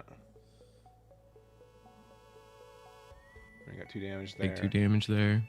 Probably going to the Rick there, getting the extra damage, going to 1 HP, and then passing it back. Which 1 HP, I think, when you're looking at green, 1-year war colors, kind of horrifying. Gun tank can come down quite easily. Yeah, there's the show resolve though. So drawing 2, and we're 4 and 2 AP. So it's that 5 HP base is doing a lot. And honestly, I think we need to get rid of Victory Gundam. We can't really afford to let them draw another card. So yeah, absolutely agree with that. Being able to say that it's replaced all the value in its card effectiveness is disgusting. Because it's 2 cards, it's drawn you a card, so it's already hand neutral. It's gone, not hand neutral, but you've taken a card from your opponent and you've drawn a card, so you're neutral now. And here we are going to trade. Does take another 2 cards away, but you just can't afford, because all they're going to keep doing, if I'm the victory player, is just swing a base and draw more cards until you finally decide to do something about it. Yeah. Now we've got the Zaku 2. This is the one attacking gain 2 AP, so just another 1/2. I mean that's why like green I think still can function as an aggressive color. I know a lot of people are playing like blue green, like Xeon aggro stuff still, because you do have like this Zaku 2 and like the other Zaku 2. They're both able to be played. So yeah, just the fact that it's always been the most aggressive I think level 2 unit in the game, and it gets to continue to be there. So just only Pants tokens down, facing down a good amount of just aggro cards. But like you said, we're still behind, I think, 5 shields and 3 HP on a base. So looking kind of good. Pants tokens can attack units, can't attack players. So we're going to get a nice trade here. Yeah. Also, these tournaments are international, but I only ship domestically. So any prizing earned from these events would be compensated in MSRP pricing. Yeah, MSRP, yeah, for it, yeah. I get a flat down and a Rick Diaz, and I think that wraps up our turn for the League Me the Tier deck. Yeah, so base still has 3 HP. We're paying 3 here for one of our Londo Bell cards, whose name I've yet to remember. This is the GZ. It is a 4/2. When it's destroyed, you get to look at the top 3 cards of your deck. You may reveal one Londo Bell unit card among them and add it to your hand. Return the remaining cards to the bottom of the deck. Yeah. And we did pair it with the Amuro, so whenever it's our turn and we win a battle, destroy an enemy unit, we do get 2 HP back. So honestly, both these Amuro pilots that we get to play are generically just so good. We can use the effect of our base there, so anytime we receive damage this turn as a Londo Bell, we reduce it by 1. So we're just going to go for the big 6. And there goes that base. Nice. And just like very not incentivized to block there, because even if you block with the Rig Diaz, they're just going to heal the 2 damage you inevitably do to them since it is reduced by 1. Kind of nasty. And then how do we wrap up the turn? We still looks like we are resting. Oh, we're going to pair another Amuro into the Zaku. And kind of doing the same thing, just Rick Diaz still clears? No, Amuro is a 2/2 pilot. Yeah, and they're arresting something with Amuro. No, it's the other Amuro. It's the green one. Okay, it's the green one. Yeah. Sorry, my 2 brain cells are just like, Amuro, arrest something. I have to keep reminding me that there's another one. So this is attacking as a 5/4. And then again, if it gets through an attack, then you're able to heal 2. So blocking with Rick Diaz here. And then do we have like an overflowing or something? Yeah, we do have an unforeseen. So we're now attacking as a what is it, a 2? -3, so it's just 2. Yeah, and then we didn't KO anything, so we get to survive, and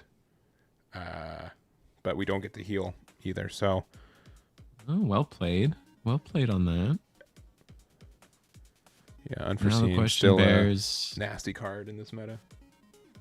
Surely Rick Diaz just goes in and clears that Zaku off the board now. Go ahead, Overflowing Affection, get some draw in on our level 6 turn. That feels kind of bad. Yeah. Drawing when your opponent has kind of this much value in front of you, but sorry, show a resolve. I get the 2 confused all the time, but yeah, just the straight draw 2. Yeah, not overflowing. Yeah. I also said overflowing for the unforeseen. Someone's emotions are overflowing. There's at some time I'll have to somewhere. We are going to go for that trade I mentioned at the start. I can't imagine the flat's going to do anything though. Strike Rouge is how we're going to end this turn. And this is again the one without the blocker. Oh, we do have a Kira to pair it though. We're going to go into the GZ. It is, in fact, that's exactly what we're doing with the -2 from the Kira pilot. It allows us to live, but with 4 damage.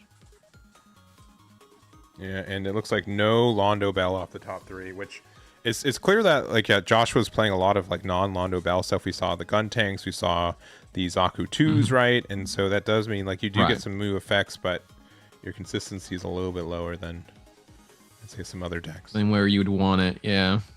Now, we are at level 7, though. So if we do have the new Gundam, we definitely have enough of the Londo Bell cards in our trash, I believe, at this time. But we've used 3 pilots. So the chances of a 4th one, a little bit low. Looks like 3 for maybe a Showa Resolve. No, okay. It's going to be the Age pilot. But this is going to be pretty good. So when it's destroyed, you're able to grab a Green Earth Federation pilot from your trash to your hand and then discard 1. Okay, specifically grabs specifically the green Amuro. Okay. Yeah, which there are 2 in the trash right now. And then, unfortunately, you can't really do anything about this 1 HP unit because you just block with the flat. Yeah, that won't feel good. Looks like we are gonna pass the turn, losing a little bit of our focus, but I'm sure Ditto will come back to us.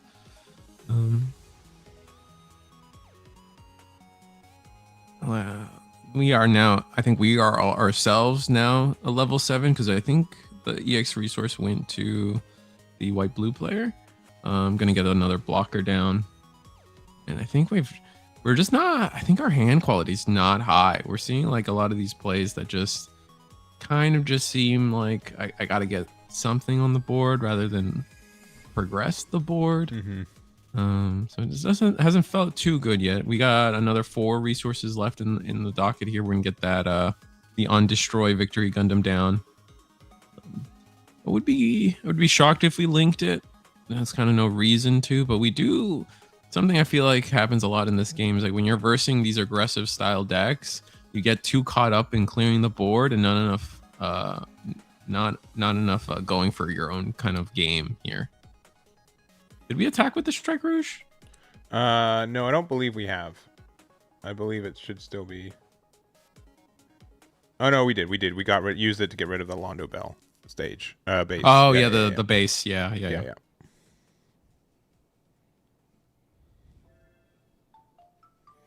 All right, we're at level 8 right now. So again, new Gundam would be pretty good. We may have to like force a trade though if we need that Amuro with it. So. Yeah. I mean I think that's okay. I think swinging your H2 into the Strike Rouge, getting the trade there, but then getting your pilot back so you can new Gundam. I would take that every time. Sure. And it looks like we do have, again, I think we're, I know the pronunciation of this one's pretty, I think it's called Rigsy is the more Rigsy? Okay. Official. Sure. But I mean, there's no, you just got to trust me and or chat. That's the case. But. I trust chat, I guess. Rigsy. All right, fair enough. All right, I believe we're attacking as a 4-3 right now. Remember the stats of this one. So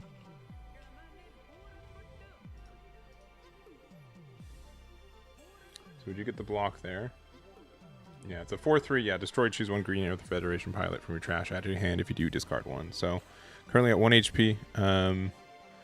It's tempting to try to get the gun tank, but there's the Zolot on the other side that can just block this attack here.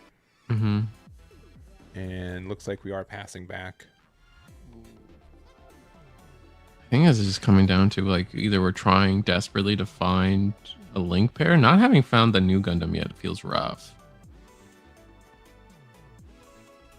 Because it is Yeah, if anything, I think we probably do have the new Gundam, but we need that Amuro that's currently sitting in the trash.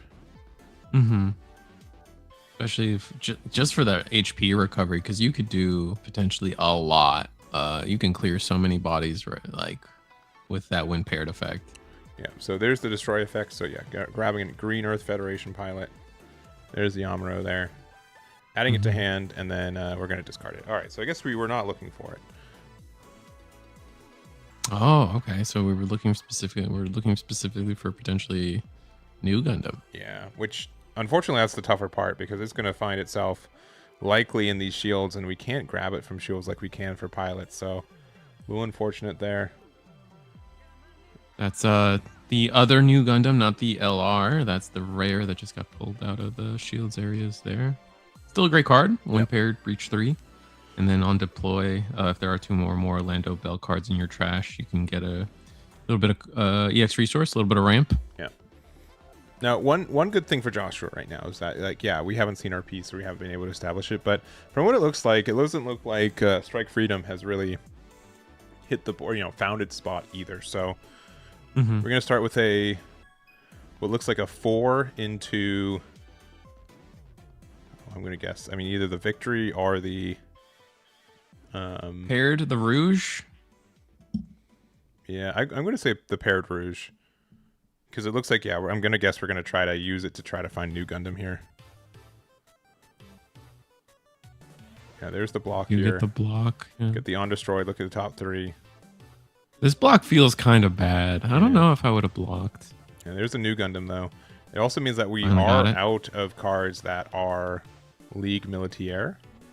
So if we do get rid of the Victory Gundam, we do, they don't be able to make a token. It's pretty good. Right. Yeah, paying the 5 here for the new Gundam.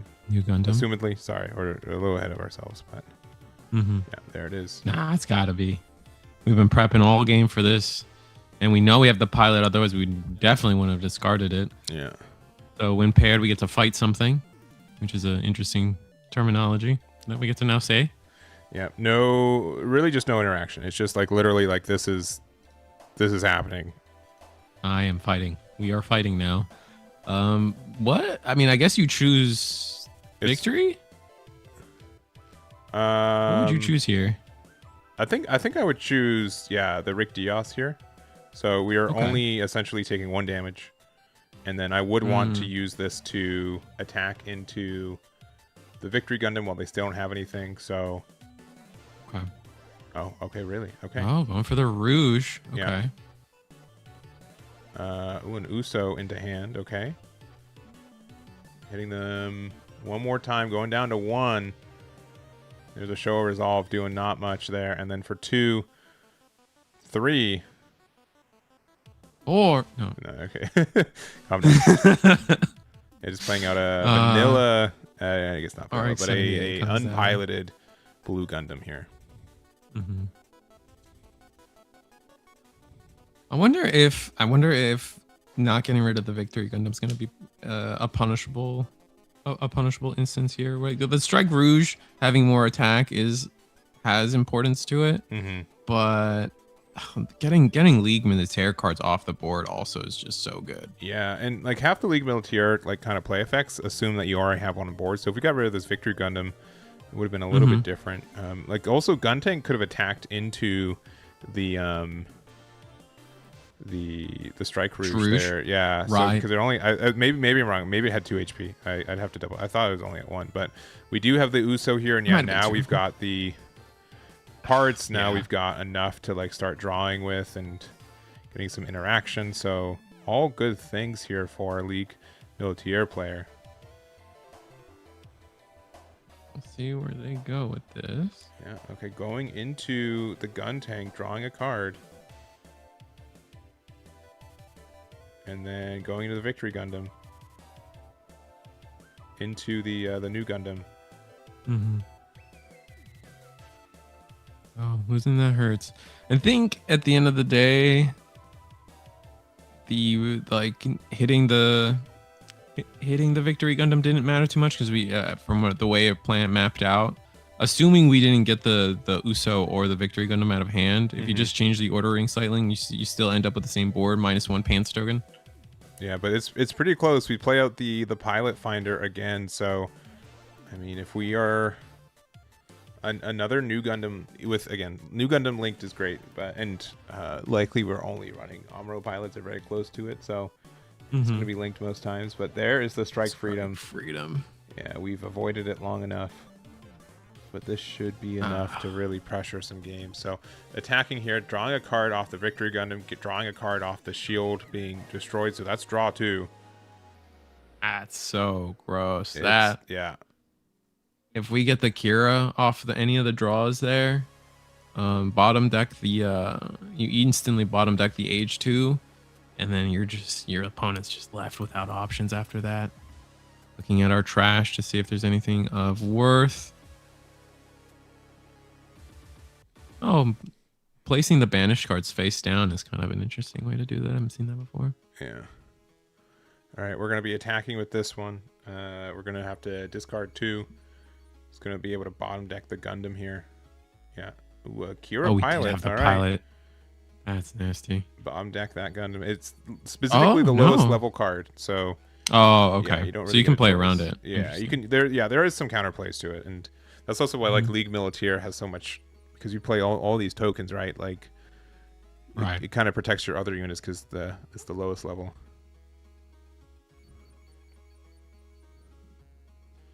There's Wout. And he might just be out of options. Gonna take a swing. Crackerjack swing at but you just block with the flat and then your opponent just has nothing. I think so.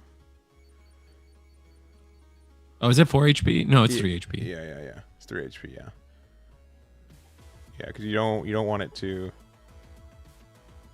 Oh, attacking. Oh, into the victory. Okay, interesting. Less likely to block, maybe we're thinking. Mm-hmm. So because we really want this pilot back, but even then we just block with the flat. Interesting. Oh, and there's another new Gundam, right. but this isn't quite gonna get there. This isn't nearly as good as it was. Yeah, like you're gonna cause some pain, but like with that extra base here, and the 2 blockers. Yeah.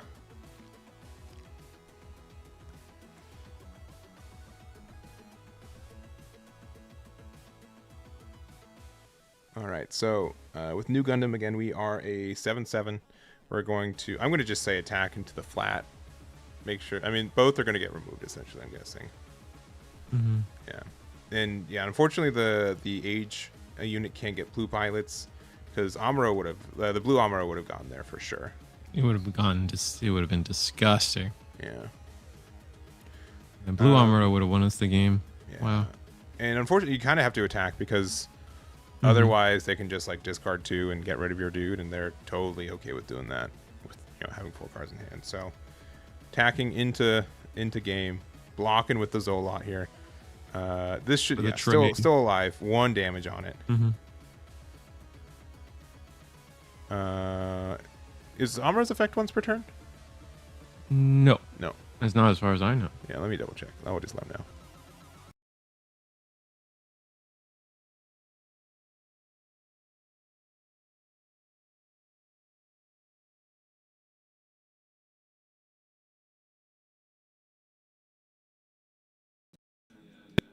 Whereas Strike Freedom attacks, you definitely this is the easiest 2 cards of your life.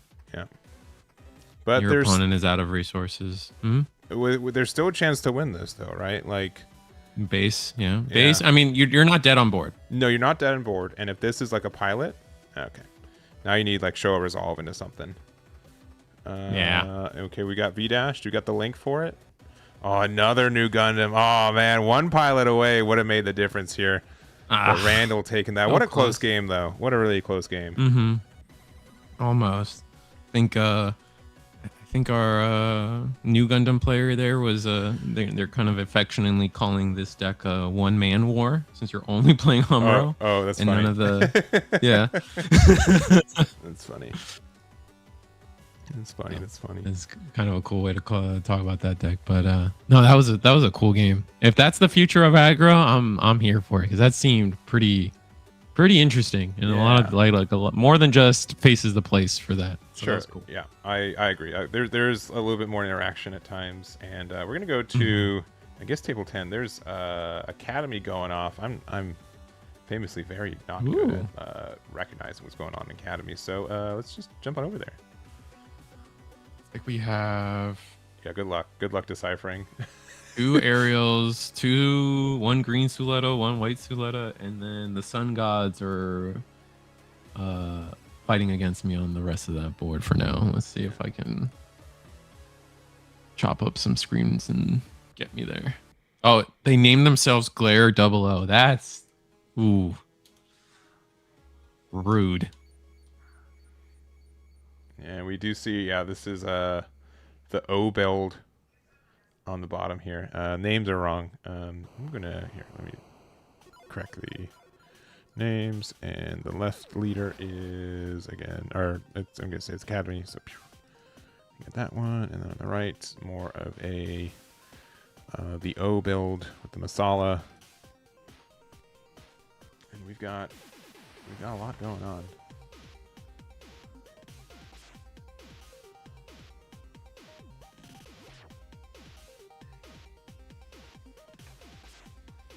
Still can't quite tell what that alt art is in the 5-4 stat line. Oh, that is that Fyract? That might be Fyract. Yeah, I think it's Fyract.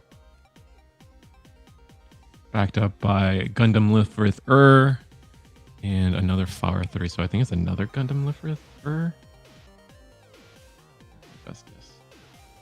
Yeah, I mean, Soletta was like one of the decks that got a double name moderately early, right? We got another Soletta. Mm-hmm. It's just like the issues that the Soletta from 4 it was just like so did not do much generically, right? It's just so specific. Mm-hmm. It's a nice +2/+2, but outside of that, like it's tough to get the full value from that compared to like Kira, which is like draw 1 is immediately valuable. Absolutely, and also being a level 5 pilot. Kind of hurtful. I mean, 2/2 I guess makes up for it, but yeah, still. All right, we do trade with Masala there. We have a whole sweep of resources to use here.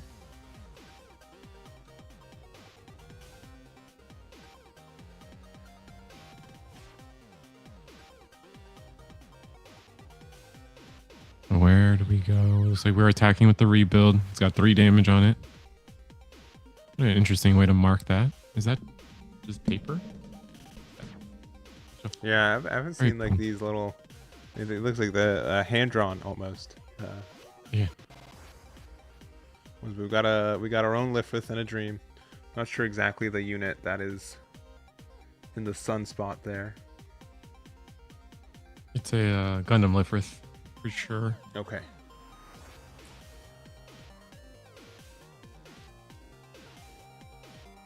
All right, we did pass turn on that, like you said. Are we gonna attack with Lifrith?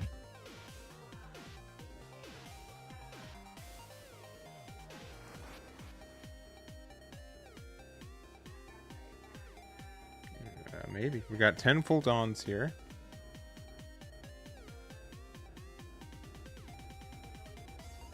We have a lot of resources up, so I guess we'll. Oh, we attacked base. Not going for trade. Looking to try to win this race as your opponent has 4 bodies on board, so you're not dead on board.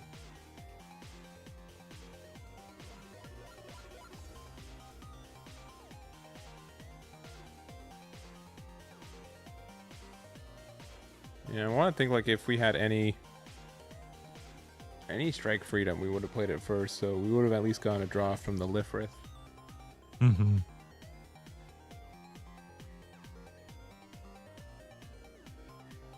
Maybe we just haven't drawn into that and we're stuck on the big O side of things.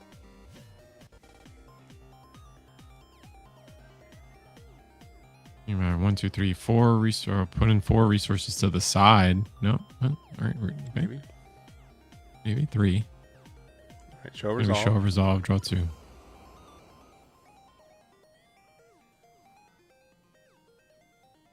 Now that was 4.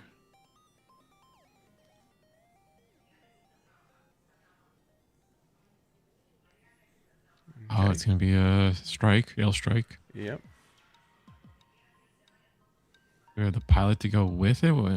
We bounce a Lifrith. Just the Caliburn, or sorry, the Lifrith. Sorry.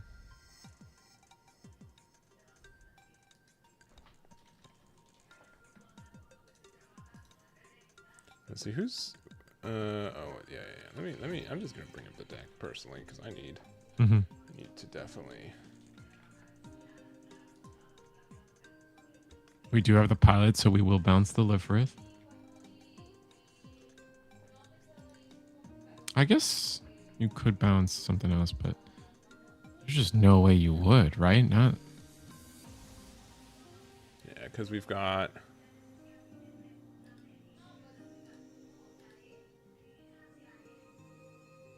Yeah, 7/5. Yeah, deploy one of your EX resources exiled from game. You can choose one of your units. It receives damage less than 3, so like you're able to like really reduce a lot of damage here.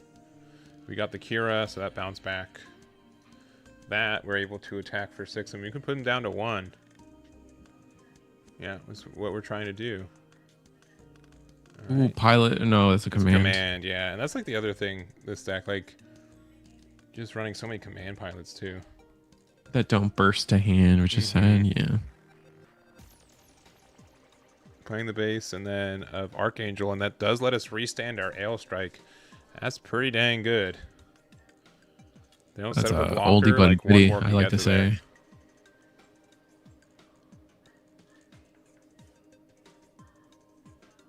So we're kind of safe. We're in a good position to win the race, but I think we got 4 or 5 cards in hand still for this Academy deck, and we could still see things like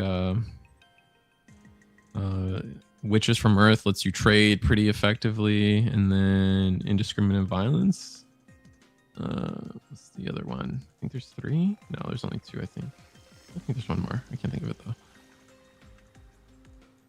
Let's see, can he not restand? He should be able to, right?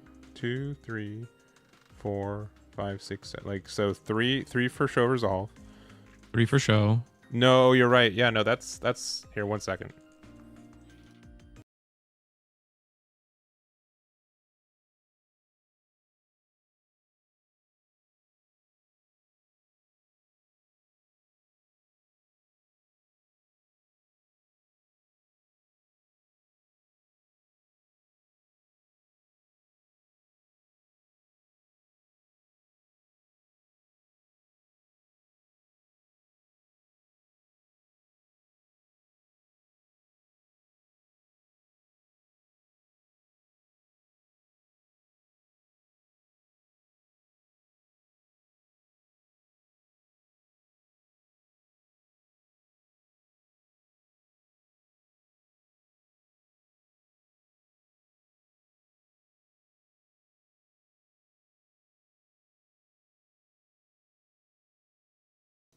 All right, there we go.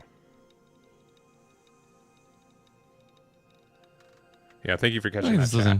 Yeah, especially for like, I'll be honest, I'm not used to 10 resource games anymore. Like, you know what I mean? Like, this is new territory for a lot of players of like actually reaching the top of it. So, yeah, it's either it just forgot to pay 1 for either Kira or Archangel. But yeah, correctly, that was otherwise an 11 resource game turn. So, yeah, Ale is still active. Or still rested. We didn't have the 2 for the Archangel.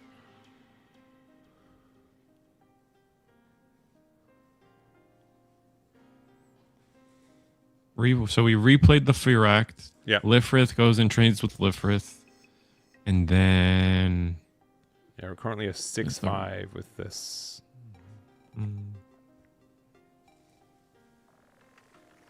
We can easily trade into Ale Strike, and I think that is a 3/4. Yeah, sorry, this is 4, definitely. So it's a Ferret, maybe, or another. I think Ferret is the only. Firact, sorry, Firact. This is the 3/4 Firact.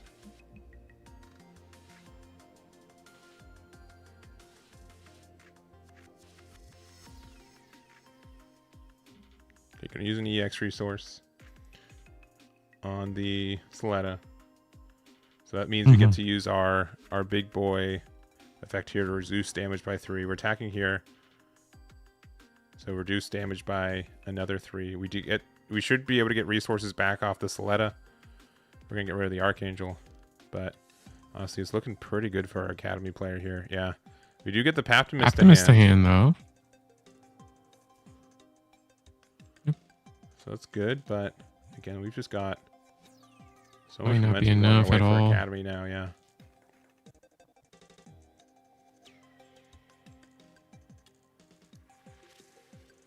I mean, double link gets there, pretty easily. but that's. I don't think I think we used up a good amount of our links. Yeah, but adding Paptimus is good, and there are like some some smaller Titan links that we could be playing, so it's not outrageous. We've got 2 shields left for our O player. We should be in time right now, so this should be turn 0. You got a pretty wide hand too.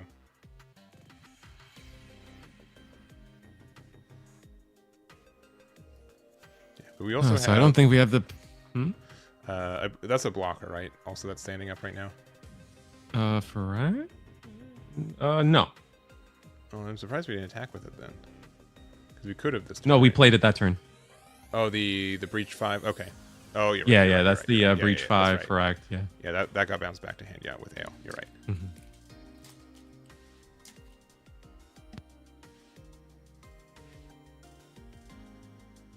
All right. Discard the O. And that's off For overflowing. Yeah.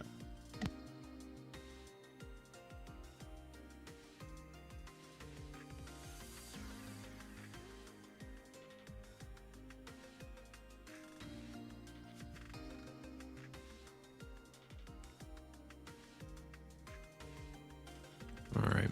So I think we're just running out of options, trying to craft something that's going to make us work. Otherwise, we wouldn't have needed the overflowing affection. Yeah.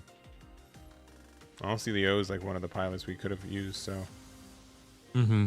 I imagine we have 2 of them, or we drew into a second one that we didn't need off of overflowing. But none of that's really enough to stop this. We'll see. What did we just rest? Another one? Another overflowing. Another overflowing.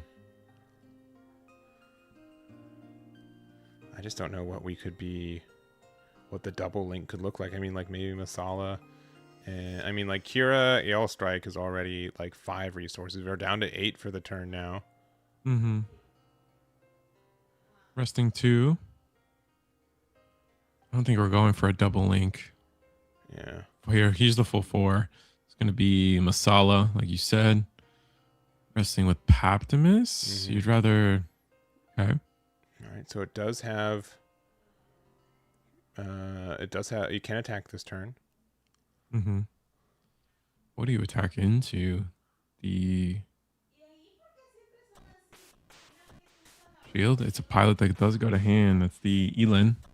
Oh no, we do have it. Oh, there's the link. Oh. Yeah, there's the draw, and no blocker here. Yeah, and O takes it. Yeah, that's double link. Yeah. Wow. That's crazy. We must have drawn into the second Paptimus or something. Yeah, because I can see that's like what we were looking for. Yeah. Mm-hmm. And I guess since it's happened once, we can count. It was 2 overflowings. That's 2 resources into the Masala for 4. Paptimus puts you to 6, and it's a 2-drop for 3. Yeah, that's perfect math. Yeah. Yeah, not a lot of links, but yeah, that just being a 2 cost link that links with any of our Titans or Paptimus stuff. Yeah, very good. Yeah. And there it is. So or Jupitris, I guess. Yeah, tough call for the academy player, and it's just how it is a lot of the time, because it's just so you're doing so much, but like your interaction with like active cards, or your interaction with like your shield, like your defense is just like not there, especially with even though you're like white is one of the 2 colors, like it's just so tough, just so tough. But obviously like a double link, especially off of like the O deck, is pretty unlikely. Yeah. I mean, unfortunately, we did give them one of the pilots, so we kind of got them closer to the out. But yeah, man. Yeah, there was maybe an argument to like not attack them one more time, right? And just hold it out, right? So, I mean, like that's such a if that would even be qualified as a mistake, it's like such a tiny mistake that so many other times you wouldn't get punished for it. So I would be like, man, Masala, that's the anomaly. They can't link both in the same turn. Like it's such a expensive thing. But hey, shouts to our academy player. And I know a lot of people are trying to make that deck work, and it does work at times, and I'm not saying it can't, but yeah, that's definitely one of the weaknesses, at least compared to a lot of other decks in this meta right now. Still like a little bit of a linear gameplay, and yeah, if you don't see the lines, it's tough. So, all right, well, absolutely. I think we're just about to get into round 4. Since we are pretty close to getting there. We'll hang out with you guys. We can hang out. We can talk with y'all if you guys want. Yep. We got 55 players, and we do have here. Let me see how many players we have undefeated going into this round. 7, I think. We have 7 undefeated, so kind of guaranteed 3 more rounds. It is likely guaranteed. Yeah, it's close. Yeah, it's very, very close. Still have Russell from earlier. Or no, this is Russell Wilder. Raph, Rowan, Marcus. Let's see what decks are still undefeated. Sort of Googling. Still have a wing deck, which I don't think we've gotten to fully see a wing deck, so maybe we get that next. Yeah. Sorry, Rowan. I'm just making sure that games are reported correctly too. Yeah, because what we've still have a orb tempo, or what you guys consider blue white Kira of some kind, I've seen. Actually, no. Yeah, I think like some kind of Kira deck. Then off of that, we have another white undefeated. Yeah, we can watch Wing for sure. We haven't really seen, again, as you mentioned, we haven't seen a lot, and that's been a deck where I'm like, myself and I think a lot of other people are like, clearly this deck has to be good, right? We got so much support. Yeah, there's no way, right? There's no way that it can't be viable in some way, but like, I've been struggling personally to find like what's the best build for this current format. And honestly, it might not even be a build thing. Not to like call you bad, I guess, but like I feel like Wing for a long time was the same deck. Sure. From like sets 2, 3, all the way until now. Even like the only things you really changed were like your blocker lineup got slightly better. You added Piecemeal, but neither of those things really what I would call it like were substantially game changing. They just kind of played into what you were already doing quite easily.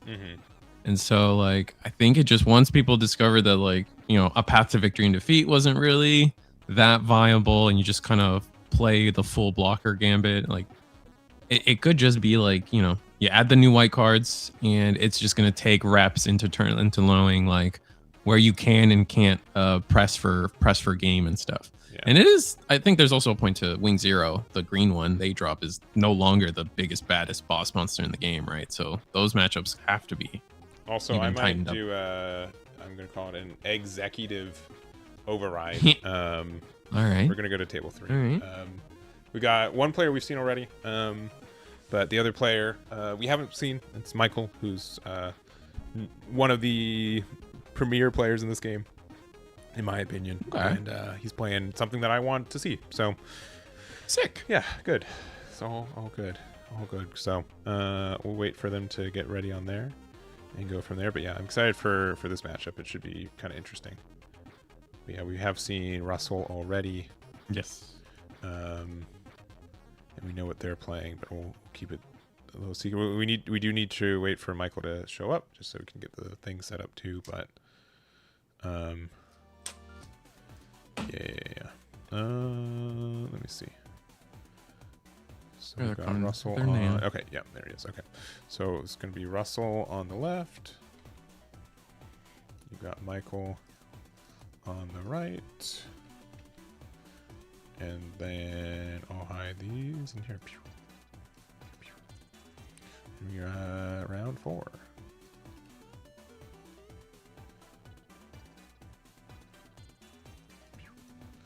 All right. And oh, there's the name. Yeah, Michael did very, very well at the first big Gundam regionals that happened at Bandai Card Game Fest last September, kind of on the you know, the release of the game, right? The first big event there. Outside of Gen Con, I'd still say Gen Con was still kind of like just big store events, right? I'd say the regionals that happened, yeah, was kind of the premier start for it. So doing very well. No, he's been playing a lot of, you know, different decks, a lot of unique decks, and I'm really happy that he brought the deck that he brought today. It's been a deck that I've been trying to mess around and play with, and I think has a lot going for it. So looking forward to it. And I think Michael is also like a predominant player in Eagles Nest, always topping, always see him in our finals every season. And so he's just constantly on the grind and constantly just performing well with you know, practice makes perfect. Yeah. All right. Well, timer started. They're starting. I'm going to give we already seen what Russell's playing. I'm just going to cue it up real quick once we get a little bit of a hint of what it is. And You might. We'll see. We'll see what we're playing from Michael's side. Still so. GD04 pre-bans? No, we are playing GD05 post-bans. Yeah. So still pretend curious. today is July 24th, and your locals are cool with early stuff. Yeah. In general, I want this to be like a warm-up event for like the regionals that are going to be at Gen Con and other events in the future. Right. And then we're going to have pretty much the same event next Tuesday as well, which signups will go live tomorrow.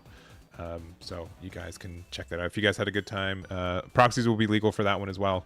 Obviously, a little bit less needed. Hopefully you guys get some product. I know it's a little bit hard out there right now, but yeah, I want this to be, cards on the table. I also want to know what's good in this format and want some data points for it. So there it is. Some people do have actual cards, which kind of breaks street data a little bit, but for some of them. But yikes! But it's okay. It's okay. Yeah, there's like Exia. It is. Ooh, an Exia. Is this the one where he's like, I forget what the full name of it, but it's like the damaged one. Yeah. He's got the cloak on.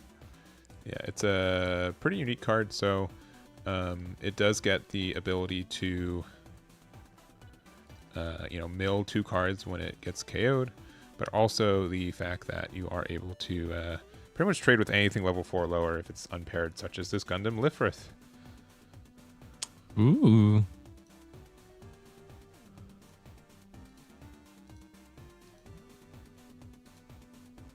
All right, so we do swing, we do offer the trade, and oh no, the easy rested it, so we just traded. Oh, sure. Yeah. Yep, and we got rid of a Barbatos and a V-Dash Gundam, so pretty much showing that, yeah, gives we're the playing cat out the bag, yeah. Yeah, blue-purple. Oh, that's the wrong one. Whoops. Oh, I got that on the wrong side. Blue-purple League Militaire. That is interesting. Okay. Yeah.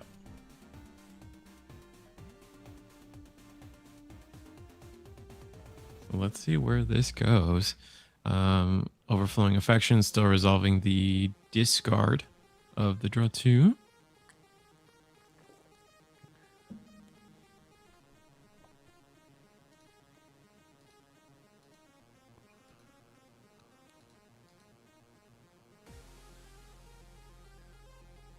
Gonna get rid of an Ailstrike. Resting 2 more for Lifrith once again. Seconding and just past turn. What do we got? Going into level 4. We can start famously start seeing those adapts come down. You can see Victory Gundam, and that's exactly the draw victory. Yeah. We do get to get a token there due to the USO, and now we're 5/5. We get to draw 1 going into the EX base there, and there it goes.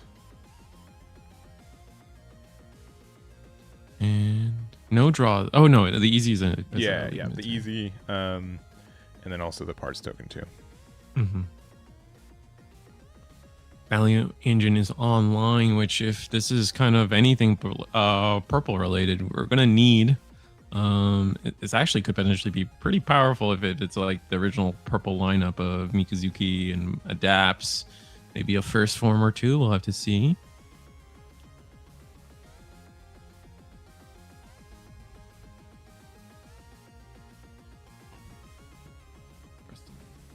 Pressing 2 for the Kusanagi, get rid of the pants token.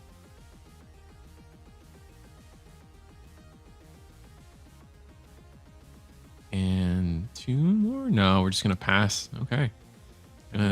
Well, the Victory Gundam surviving is actually pretty nice. As long as we're able to just establish another League Militaire card, that's going to offer us another draw 1.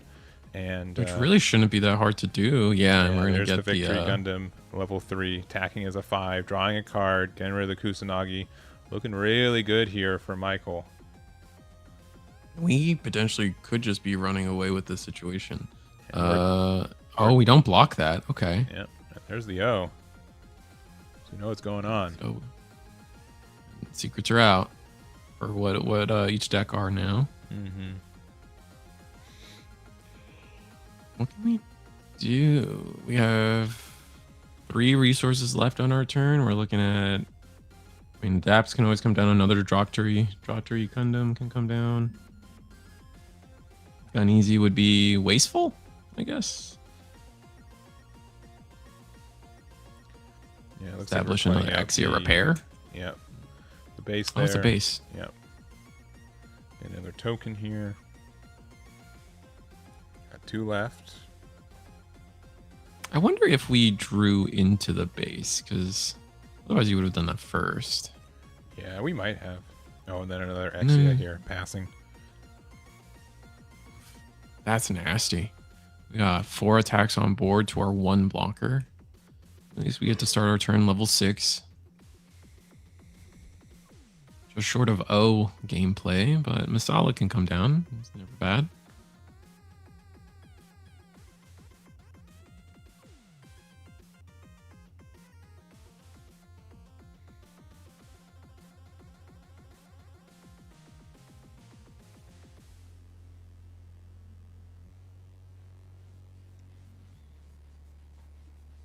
All right, thinking about it here, we are at level 6 here with the EX resource, so 1 away from a potential O play. Right. We could, I mean, is this the version that had League Military in it? No, this is probably paired with the Kira stuff. Yeah, so I mean, Strike Freedom, or L Strike would be great here. Yeah. And that's exactly what's going to happen. We're going to get rid of the Pants token. And then swing into the draw victory, I think would be the... I could see the Exia being also the target for it too. Oh, so your Lifrith isn't just like wasted? Yeah. But yeah, I've said it many times and I'll continue to say I think Ale, like, obviously Freedom's great. It's Strike Freedom's a really good card, but I think specifically this meta, like Ale Strike is such a strong card in so many situations. Getting the Victory Gundam, the 3/2 off the board instead. Clearing the draw Victory Gundam out of the way. Yeah, but it kind of do a lot of damage to ourselves. Yeah, it did 2 damage, drew 2 cards. So, and then currently the Ale has what, 3 damage on it, so it's at 2 HP. So if we want to get rid of it, it's an easy trade, especially with this Exia, because if they block with Lifrith, they still lose it. And I think you might still block with Lifrith in that scenario. Yeah, I have to see. Kind of agree with you. I don't like the bounce of the victory. Doesn't feel that great. I think we could have gotten rid of the Pants token. And if we didn't want to go for the Exia, get rid of the Pants token and have Lifrith swing into the Gun Easy. But I don't know. Gun Easy is 3 HP, so it's weird. Oh, it's another Gun Easy here. So there gets the rest on the Lifrith. I mean, we can get like a really good trade here for both. So Exia can go straight into the Lifrith, get the full trade there. Oh, going into life, giving them a Paptimus. Going with the Gun Easy. That's risky. Clear the Ale? No. All right, getting rid of the Lifrith here. Going for winning. We're winning, trying to win the race. And then we've got the Barbatos here. Us. And then if we have Barbatos, then we likely have Akira here as well. Oh. Yeah, that is the Kira, getting the extra damage on that already damaged Gun Easy. Getting the double ping on the Ale. Another 4 damage coming in. Either to the Lifrith or the shields here. I think we were adding dice as if we were going to hit the... use our EX resources over unforeseen incident. Yeah. So 1 damage to the Lifrith, 2 damage to the Adapt, and then passing from there. But that gave up the EX resource, so we're still not level 7, and that's going to be really, really tough now, because now we can't play the O this turn, and likely. And look how wide a board is Michael has right now. Yeah, we have game on board as I read it. Yeah, we do. Lifrith would have to... I don't know. The Adapt has 2 damage on it. I think it's a 4/3 right now. 4/3 right now, yeah.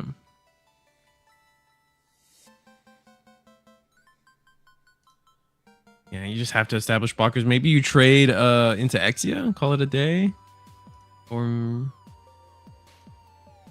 I think you have to. I think you have to get rid of Exia and then establish blockers. Yeah, another ale would do a lot, but like that's still expensive. You only have like one resource left if you did that.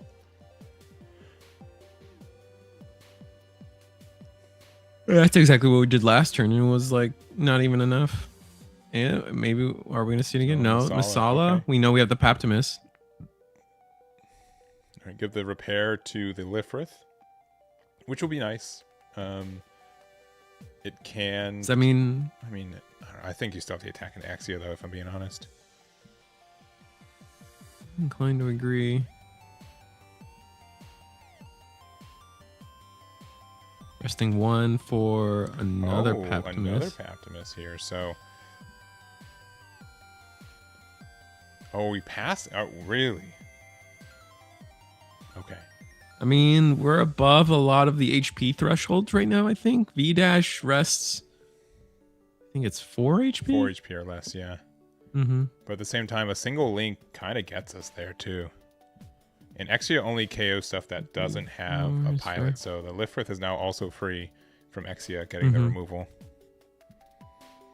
If anything, that's more reason we should have swung into Exia. Armor right at hand. Attacking with the gun easy. Thinking about it here. Again, both these units have 6 HP, so just taking it. All right, another copy of the Yo. Oh no, these swings are not sparking joy. Blocking here with the Lifrith. Taking 2 damage. Yeah, blocking with the depths. It's a block with 4 damage to it, and then... Link pair for game. Looks like we're pretty convincingly going to play that out. And another victory Gundam with Uso, and yeah, that should be enough. So there it is. Michael Ava will take it. Currently 4-0, so sitting pretty tonight. And 1 or 2 more rounds with this one, but yeah, able to take it with, again, probably the most aggressive deck we've really seen today, right? He had a lot of value from I think like the Purple Barbatos package is still gets so much value, I think, right now. Still really good. All right. And now, we saw that the value of the new Exia is really interesting. Being able to trade up into basically Lifriths, that's the biggest thing, right? Yeah. It was always one of the weaknesses to Blurple and all those rush strategies. All right. Well, we can go to our wing game. Nice. So we've got wing on the left. And I'm going to use the new wing. Fancy. And on the right, we've got... That one's pretty, man.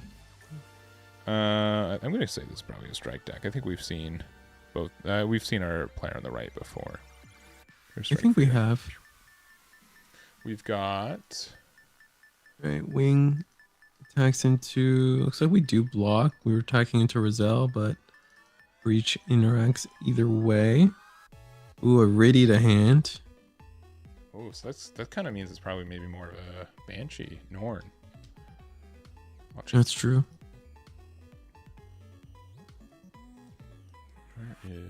Where's Banshee Norn?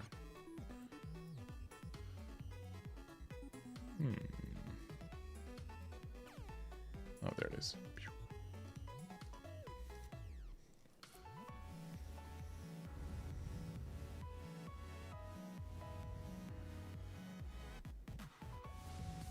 See, also, let's see on table 4.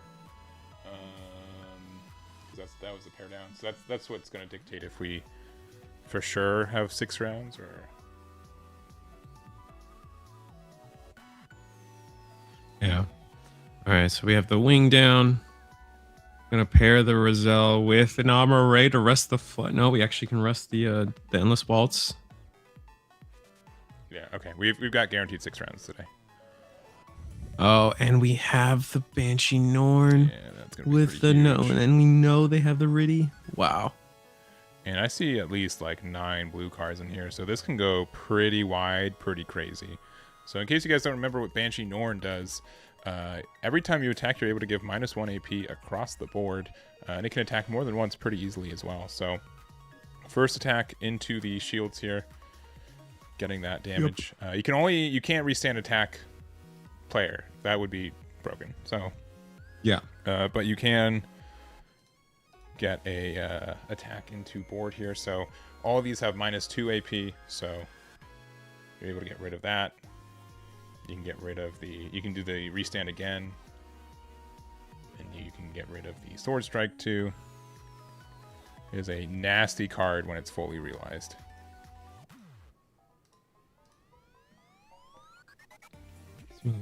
Shield.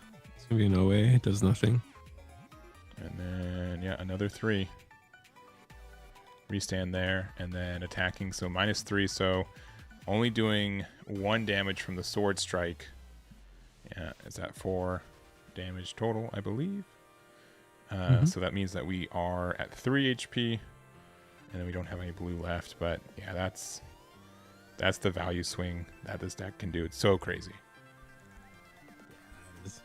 That's nasty. It takes a lot though. One of those. I always find this combo interesting in the sense that like it is devastating when it happens the first time, but it's not often they can replicate the same damage again. So if you've essentially planned for this and can play like after this impressive turn, then or if you just have suppression. I mean, that's another out for you for sure. Yeah, never mind. Talk. Oh, but we do get the base, so that will allow us to not lose on the spot.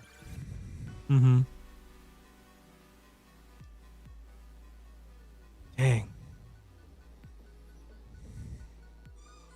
Well, I mean, we have 4 shields, so still looking pretty comfortable. Yeah, but there is now another blue card in the trash, so I think that's enough for there. For the restand effect, yeah. But yeah, I will say like that damage. That wing LR is probably like the best suppression ability in the game, right? And it's currently a 7/6 due to the +3, +2 from the hero. Yeah, that is in fact kind of nice.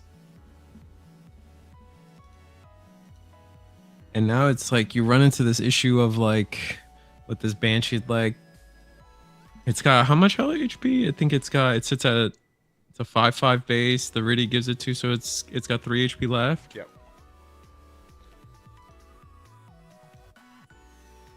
You could attack into the wing. Any attack into the wing would be just a trade now. Rizal. Oh, we're gonna attack Rizal first. Assume into wing. Yeah, I'm a little surprised about that because I mean, I guess it doesn't like super matter, but you would think that they would do the I'd maybe start with the Banshee first, yeah. But maybe they're hoping that this gets KO'd, and so then you have more cards in the blue to. I mean, you just block this just because you don't want to give them that, right? I guess so. Yeah, we only have. I believe those are all blue. The altars make it so difficult. Yeah, it makes it a little trickier. Yeah, I think there's. I think it's Gundam, which is blue. Silver Bullet, which is white. And then I don't know the last card specifically. I think it's a white card as well. Yeah. Yeah. So we can't do the restand with the Banshee right now. And I think the wing players concluded that the same thing as well. Like we just can't give our opponent more blue cards. Yeah. So gets the block Does there. It matter though?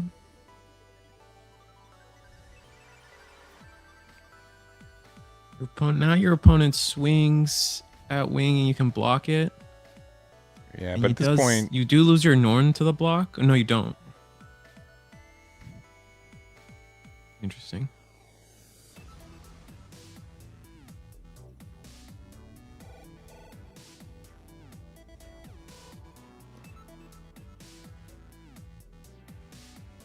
All right, looks paying 6. Could this be strike freedom? Yeah, it's strike freedom, baby. Man, this is such a greedy deck. God. And the reason is so strike freedom effect. It's every time you destroy a card.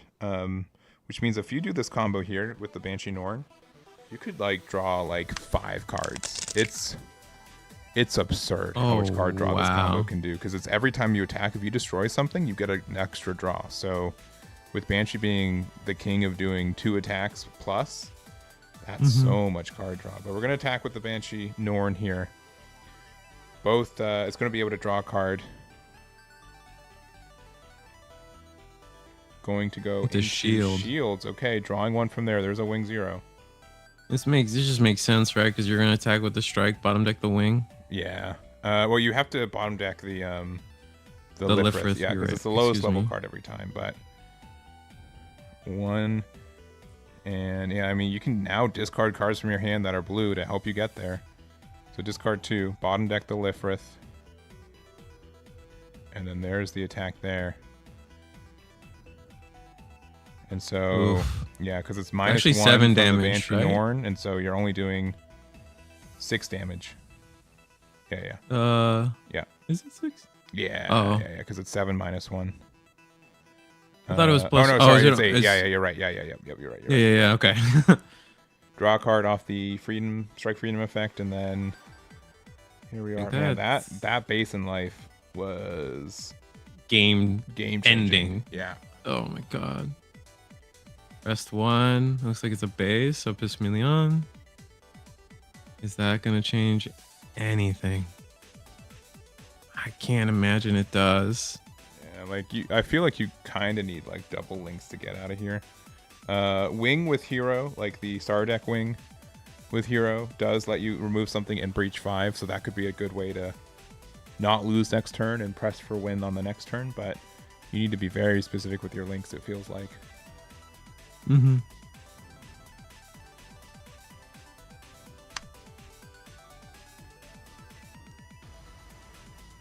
All right. For 2, playing out a Lifrith. And I'm having to passing, pass, okay. And again, like you can just discard 2 again. And Yeah, get there's rid of it. no real reason not to. Yeah, when when you're able to have like 7 cards in hand, discarding 2 is like not that big of a deal. Mm-hmm. Yep. Discarding 2, bottom deck the Lifrith. I got rid of the Pismillion base. Resting 4. Oh, for the 5? strike. Oh, we have the freedom. Gets the draw. This has suppression. Oh my goodness. Ensuring that a base doesn't save us. Yeah, and then Dang just it. whatever attack you want to go for game. And that's going to be it. Ralph's able to be 4-0 with this Banshee Norn Strike Freedom value deck. Combination, yeah. Yeah, and there it is. So, all right. We can go back to us real quick and go to table 2. It's also still playing it out real quick. Let me just see how they're doing. Oh, they're doing. Oh, there's another purple deck. Another purple deck. Ditto. Let's go over there. This one. Another looks like a blue purple deck that you were raving about. Mm-hmm. Got the Puma and the Pluma, and then the blocker for Tekkadan. I always forget what it's called. The Gujian Rebake. Gujian Rebake. The rest are Blue Strike Rouge, Vanilla, and then I think that's the G Generation Strike Freedom that makes the tokens. And not doesn't make tokens, but it bounces. And the actual Strike Freedom from the set.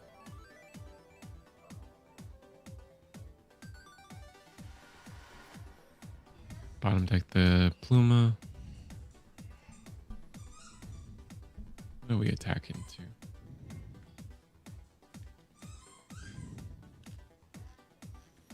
Yeah, we got So many cards in hand for the Blurple. Yeah.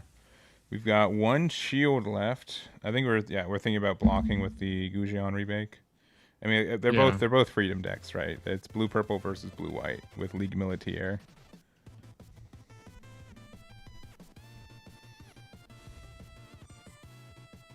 Correct. Man, just how many cards we get to have in hand right now too. It's brutal.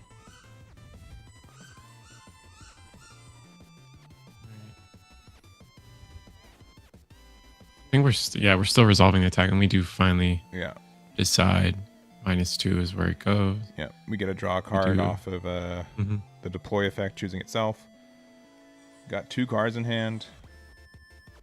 Now, the Strike Freedom is a good card. I'm not denying that it isn't. But for the second effect, you do need to be paired. So that is definitely something that we need for this second effect as well. But definitely, I think our player on the right is a little ahead. Yeah, just with the amount of cards we just have access to. Yeah. We do pass after playing a V-dash. Not great. Yeah, we're just good to go. This is what... Yeah. And we just swing, and it should be over. Oh, base. But undeterred, you know that means they have a link in hand. Yeah. I mean, with so many cards in hand, right, you would kind of assume. And now they're... Oh, wait. Oh, no. Okay, that's another Strike Freedom. That is another one? Oh, I thought it was I thought it was like one of the G generation ones. Yeah. Never mind. Yeah, and then Excuse we me. got something linked with something. All right, I'll trust it. Oh, it's the Strike Kira. Rouge with a Kira. Yeah. And there it is. All right, well, that's what we got. We've got 4 decks left undefeated. Nice. A lot of them are blue decks. I think all of them are blue decks. I think at this point. So. It looks at least this was what, table 2, so 2 of them are blurple, and then the other 2 must be blue white. They're blue whites, yeah. I think they're blue whites. Yeah, well, that's what we're looking like. So we're gonna take a tiny break. We're gonna go into round 5. Guaranteed 6 rounds tonight, so we got 2 more rounds after this one, and there it is. So we'll do that, and we'll be right back. See you guys then. Pew. See you guys then.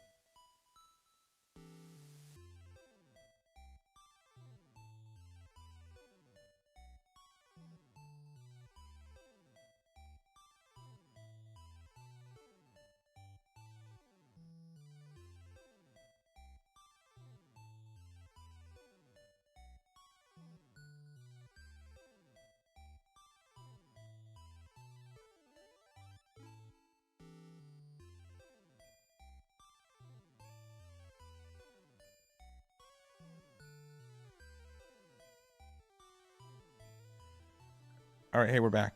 We're back. We've got for you guys round number 5 of 6 tonight. Since we do have 4 undefeated going into round 5, we've got 4 players left undefeated, and table 1's a bit of a mirror match. We'll go to table 2. We're going to see Michael's game again, and Michael's going to be playing against Juan, who we saw at the beginning of the day on round 1. So. Yeah, it's been a minute, but yeah, let's see how it goes. It's more strike freedom and more blurple. As much as I think people wished it was gone, it's still not quite. Yeah, but definitely like a different flavor, right? Not the same. Yeah.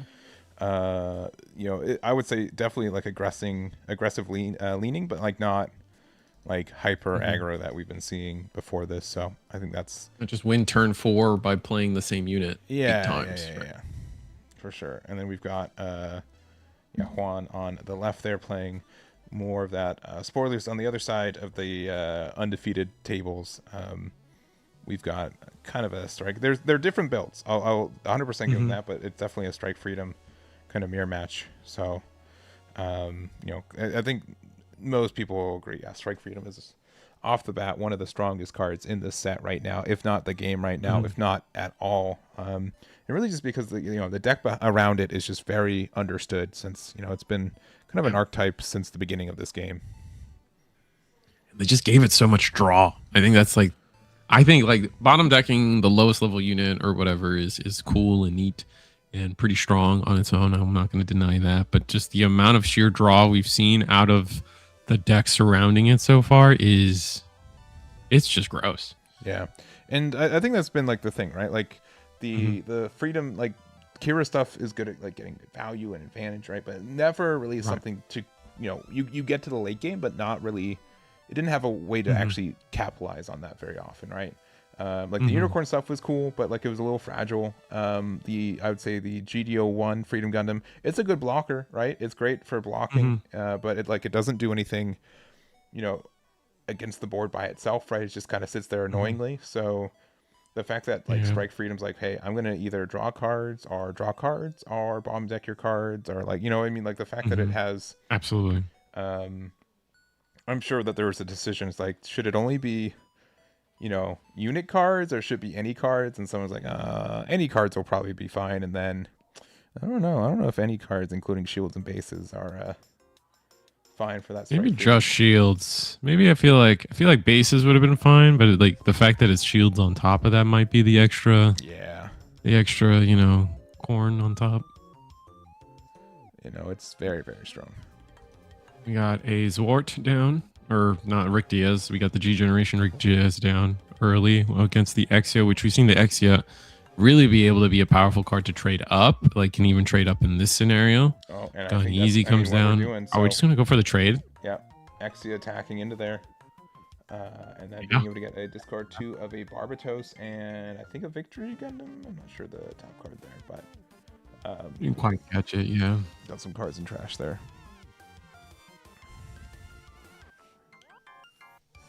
Right, starting off with 0 on board again, but it's still a 1-1 trade. We saw the same opening from Michael in his first feature match. Yeah, literally the same line into moderately the same unit, and just willing to go for the trade on the early blocker every time, as it is a trade up, right? One of the pains that aggro has are those 2-4 or like these statted blockers that are going to eat up 2 of your attacks. So being able to get rid of just 1 for 1 there feels good. Yeah. We play the G generation version of the White Rizal.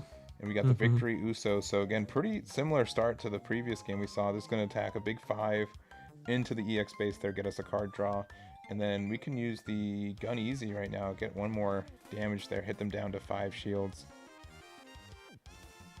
And it's just a Strike Rouge, so looking okay. Draw for turn, and now we're maybe level 5. So plays can start. Some of the bigger plays can start coming down. Thinking Ale Strike to bounce the pants. We're going to swing into the Gun Easy. Kind of an easy trade there. Yeah, but the fact that we can't get rid of the Oh, never mind. Oh, but Oh, can't this we? is a huge clear. Never mind. Never mind. Big difference from previous round. This sword strike is gonna get a lot of value here. So, Huge. Do we go for the trade too, or? well, it's not even a trade though. The -2, it means both these units have 1 HP right now. Oh, wow. But fortunately for Michael, we are playing a lot of the purple stuff. So Barbatos Adapt and like a Mikazuki could clear up this board right back. If we're playing any gun tanks, which I'd be mildly inclined to believe could be in the deck right now. We're going to play Adapt here. There's Adapt. Having to ping ourselves, unfortunately. Resting 2 more for another Adapt. Yeah, another Second Adapt here. Adapt. So, Ugh. all right, pinging themselves once. So this is fine. Gets the removal there. Clears the board. And passing it back to Juan here. But this might be like before, when we first saw Michael, he kind of was able to just combo off, or not, like play his route, his line, like pretty much undeterred for the most part. Yeah. Always had a board. This is the first time we had Michael got his board cleared and had to rebuild, I feel, into a silver bullet from King or Juan here. And that difference might be the extra turn that blue-white needs to actually take the win over Michael. And we'll have to see if that Yeah, yeah, how much that definitely a changes big things. slowdown from where it was last time. All right, so going to level 6 for Michael here. I could see if we've got like a Delta, or not Delta Plus, the V dash could be powerful here. You could rest a well, what could you do? Like the V dash comes down, you rest your, oh no, it's another draw victory with a unlinkable victory, and we're just gonna pass. Yeah, so unfortunately, yeah, no link here. I honestly, I'd say that Michael's had like, you know, quote unquote close to perfect hand up to this point, but you know that's gonna end someday. And yeah, no V dash, unfortunately. V dash Uso I think would be like exactly what you could have used, but both victory Gundam still good. You're gonna be able to get some value next turn, especially if they're not able to interact with this board, which looks like they can't. Ended up with an Ale Strike and not gonna use the. Oh, we are gonna use the EX resource. What are we gonna? EX resource just to establish it, so that's huge. But no pilot in there. So, I mean, yeah, sure, we got a lot of 4/4 blockers, but this is still very good here. So going to 7 resources here. Kind of scary. We have to see how this goes. We do have the Uso. I guess we top deck the Uso. Yeah, I'd say maybe a turn too late here, but we are going to be attacking for 5. Get a card draw here. You block or let this through? I think you just let this through. Yeah, especially since it doesn't. It's a 5/5 right now with all these 4/4s. Like the damage is like kind of tough, but no, we're gonna let it get blocked. All right, 4 damage on the victory. Maybe we have our own ping. Maybe we have our own gun tank. Yeah, gun tank could be in hand. We do know that we're only level 6 right now for Juan, so no strike freedom next turn, since we did play the Ale there.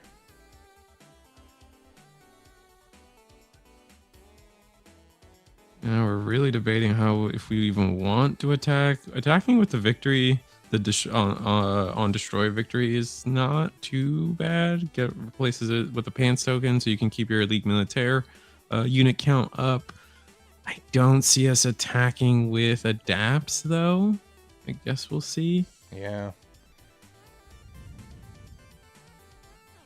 We still have what, 6 resources? Yeah. Still have a whole turn ahead of us for Michael, but the hand's starting to look slim. We got what, 5-ish cards in hand. Victory does go in first, and I block these personally, but maybe not worth it. Let's see. No block on that. That's curious to me. That definitely reads to me like potentially we have like a gun tank for specifically the draw victory. And adapt go. Nah, we block that. Whoa, no. a Also strike letting freedom. it 2 strike freedoms and shield is awful. Yeah. By the way. Yeah, those are 2 you do not have to deal with. And, you know, in a game where it's not unusual to, you know, start chaining them back to back, now you know that the max you have to deal with is 2. That's very good. Mm-hmm.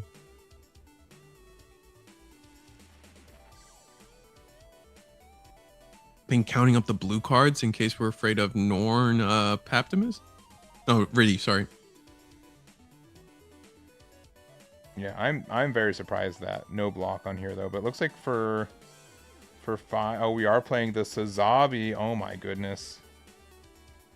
And this is going to be huge here. So big suppression. This is kind of the extra tech for this one too. So get rid of the token, and now you get to choose S1 which card you no longer want on the board, either the Silver Bullet or the Strike Freedom. But this is a big 7 AP suppression attack here, and this is quite nasty. Wow.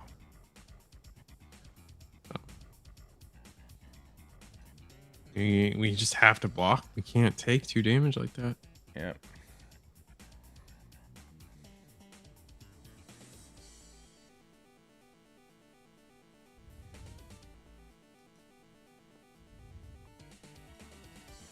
Yeah, and I think we were trying to bait out the block. Oh, there's the Korska base. All right. Down to 0.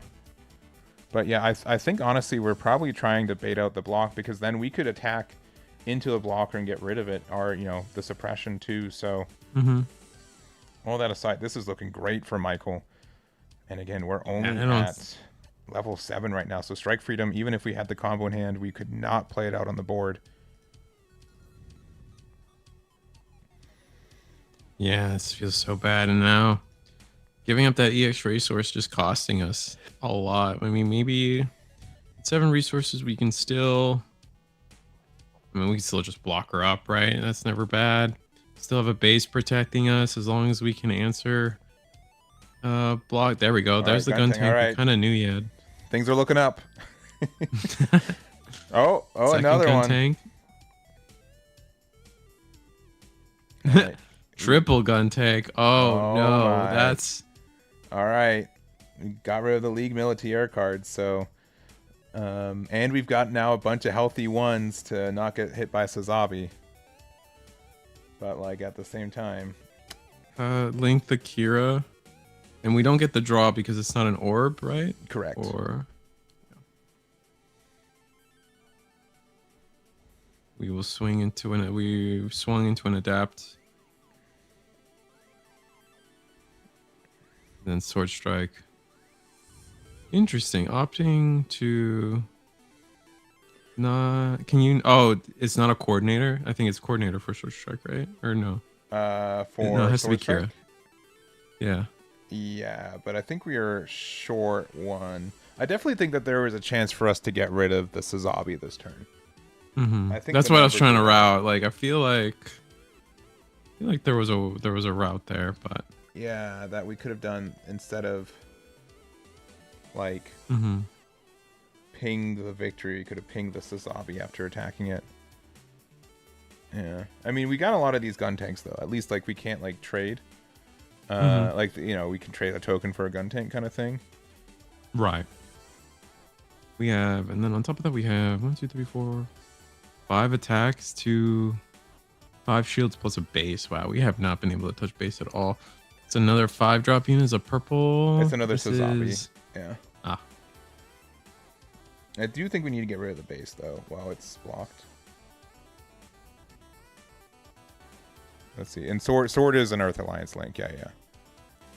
But unfortunately, no link for Michael, who honestly I feel like has been pretty fortunate with the links in a deck that plays, you know, 3 separate pilots at least, right? We saw Uso, we saw Sazabi. Not sure. We know we've seen Mika too. And Mika, right? Like all three good pilots, but most of them only really good in the links. So we are attacking. We are going to use the effect to get rid of the token here. Okay, get rid of your least favorite gun tank here, going into the base. And then here we go. Just pass. So a little bit of a chink in the armor from Michael. Maybe we can actually play we can play Freedom, Strike Freedom, Strike Freedom, and if we have the link, then things are up. Yep. And there's one. There's one. Again, two were in shields, I believe, right? So this is one of one other that could be left. But so that's one. We could give it to the Sword Strike and the Ale Strike and guarantee the draws. Because the Zazabi has how much HP? 7. F. Oh, but you can swing a gun tank and then you're good. Oh. Into the base. Oh, so the Sword Strike can go for base? Okay, interesting. Yeah, I believe so. Resting one. Oh, no. There's the Kira. Okay. So one drawing for the Kira link, though. Right? Because it's the 2/2. Yeah. Oh, and no cards in hand to do the attack effect? I don't know. But we did not draw from the Kira link. I'll let them know because it is mandatory.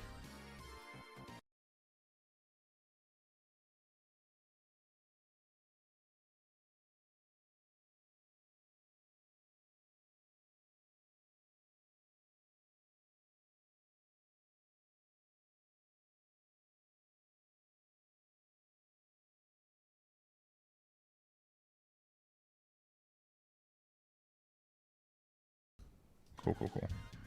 No, that was from the Strike Freedom draw. Yeah. Or either or. Regardless, yeah. 2 draws were coming, yeah. And another draw. Yep. But unfortunately, I don't think there's much you can do about it. Yeah. Okay. Just did not matter. Yeah, just 2 active units, no base. And then we maybe have something extra, but yeah, Michael takes it. Yeah, I wonder if that one turn we could have min-maxed a little better. Yeah, and seen ourselves out of it. Oh, we're looking for another Strike Freedom, maybe. No, Argama. Okay, yeah. Oh, there's all the bases. Yeah, unfortunate. I see. But yeah, I think like there was a way to trade an Ale Strike into Sazabi with a gun tank pop. I think we over prioritized getting rid of the 3-2 victory, if I'm being honest. So, right. Regardless, though. That is that game. And we're going to go to finals. Michael's going to find himself in another finals. And we'll see at the other end. So let's see. Let me just go back to us real quick. Let me see what this table looks like. See if they're still playing. Table 1 looks pretty healthy. Oh, they're gaming over there. I think one opponent has the edge, the better board, but we'll see how much that matters. It's not by much, if anything.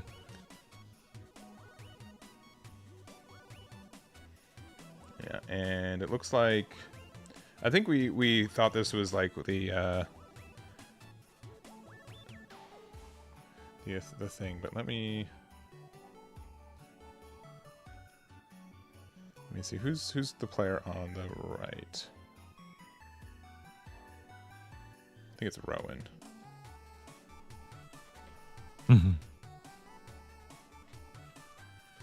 But I think I want to make sure something. Oh, he's also playing blue purple, but he's playing the. I don't think he should have gone the draw. Real quick, 1 second.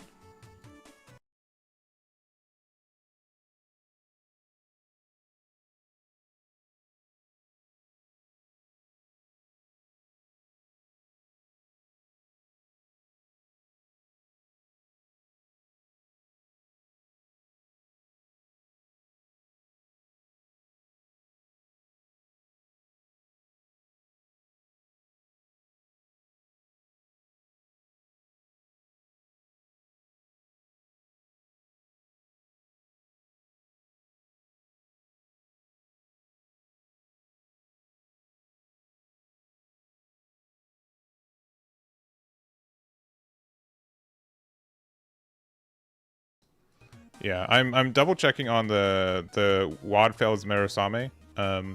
So it has the destroyed effect if you have a pilot in play, but I think it's an effect that it's you don't get the draw because there's not a the pilot activates in the trash, right? Like they're both in the trash, right? So I don't think you have a pilot in play. It could be something that is on like MSA that's not coded correctly, but it's something that I want to make sure is that. And I could see like that just being like, if it is in the FAQ, that makes sense too. And I want to make sure on that. But it's something that I could see like new cards, you know, not even fully released yet, right?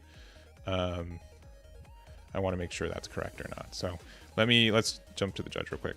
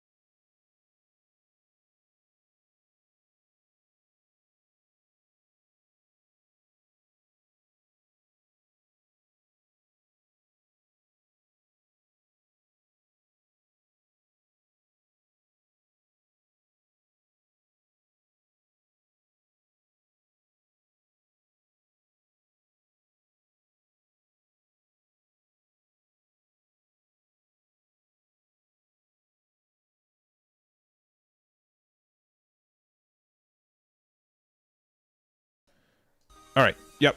Yep. And judge ruled it as such. So yeah, it's definitely a ruling that I wasn't aware of, and I just want to make sure. So okay. a learning opportunity for everyone, especially me. So yeah. So it checks its own final state, so it sees its own paired pilot. Cool. Good. Good. Good. All right. Good to know.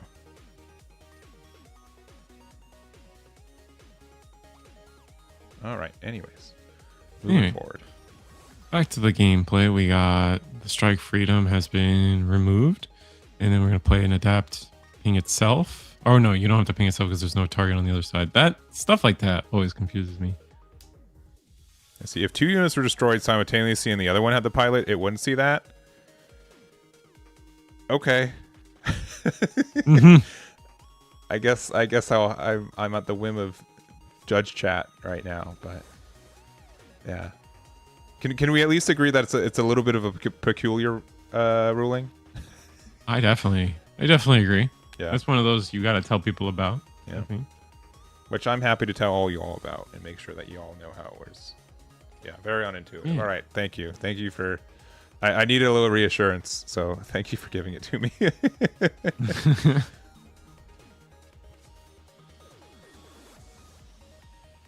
All right, got the overflow in here. But I guess I was looking at the decks incorrectly a little bit too. So we had 2 blue purples and 2 blue whites left undefeated. Mm-hmm.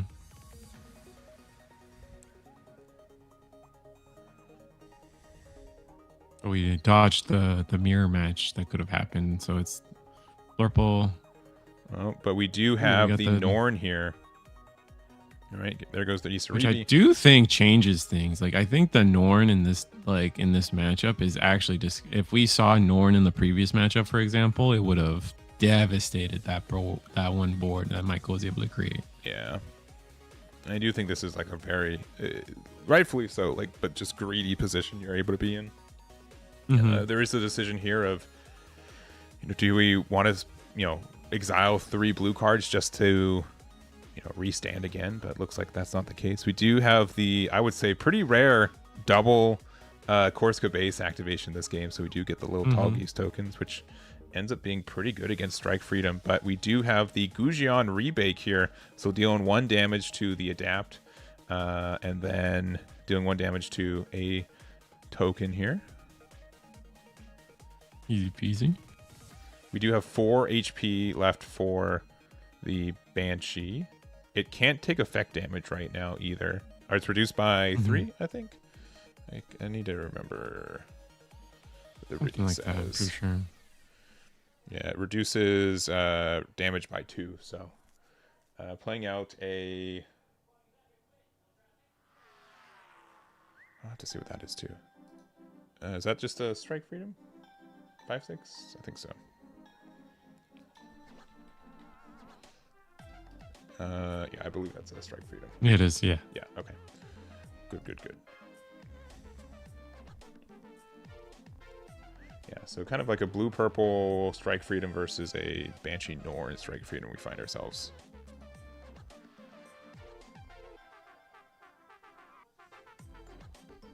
And from here, I mean, we have all our resources available to us. We don't really have hand size, but it's hard to really get a read on who's ahead of who. I think we are going to get the restand.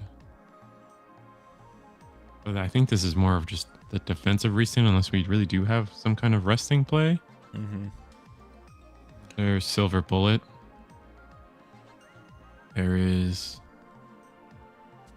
three blockers. So, I'm surprised we're not attacking. We didn't attack with the token, right? Oh, but there is the blocker. That's right. Yeah. There's the Goujian blocker. So, no real reason to attack right now. Would you be okay with attacking though? Like, sure, though, right? Because then you can attack with the Banshee afterwards. If they do block with it, yeah. That's a good point. And then it would be -2, so your Banshee only takes the 1. Oh, and you give our opponent a pilot? Yeah, but giving them a Kira pilot, that's a little less good. Oh, it was a Kira. I guess, yeah, it's the proxy. Yeah. This is essentially the other half of semifinal, so final round after this. We got the Isaribi, so being able to give additional AP to damage units, such as our Adapt here. Down to 1 it also feels shield for a player on the right here. Seeing the base makes it feel less bad. I feel about giving your opponent the pilot,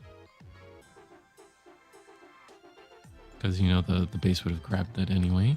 Yeah. Now the when attacking effect for Strike Freedom is a when paired, so you can't discard any cards for the effect. We're just gonna use this a lot to get the block here.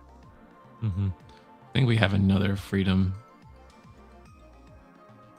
Oh wait, is this Strike Freedom with the made of plume? I think it's from the Isaribi. Let me double check here.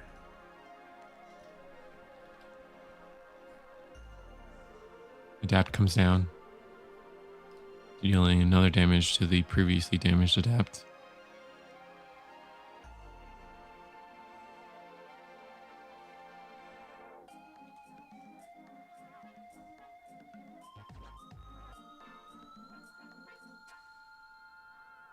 Oh, it's a Hashmal. That's what we're getting wrong. It is not a proxy strike. It's actually a Hashmal. This is a once per turn. During your turn, when this unit destroys an enemy card with battle damage, deploy 1 Pluma, Calamity Ward, 2 AP, 1 HP unit token. That's it. This unit gains the same number of repair as the number of Calamity War unit tokens you have in play. So in this case, 1 for now. Interesting. Yeah. All right.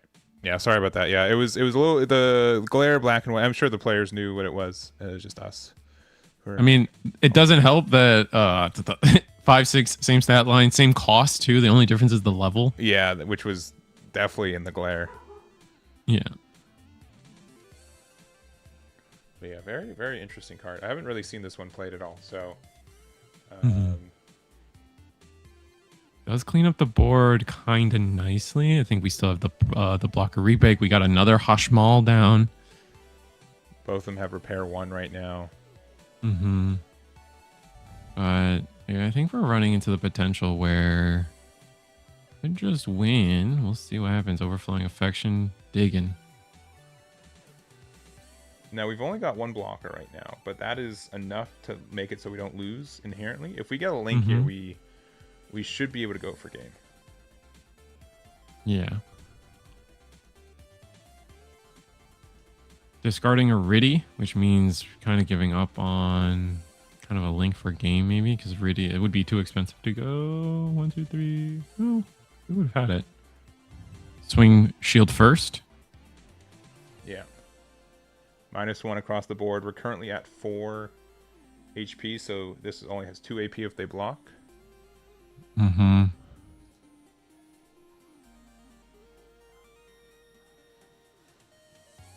Ooh, interesting. Okay, yeah. I mean, it kind of makes sense. Go for the block while you can. Like, actually, like, do relevant damage, because now you're in a spot where you could attack. Like they get the restand. You could attack into the Hush Mall, but you do lose in that trade because it's -2, only 2 to the board instead of what could have been 3.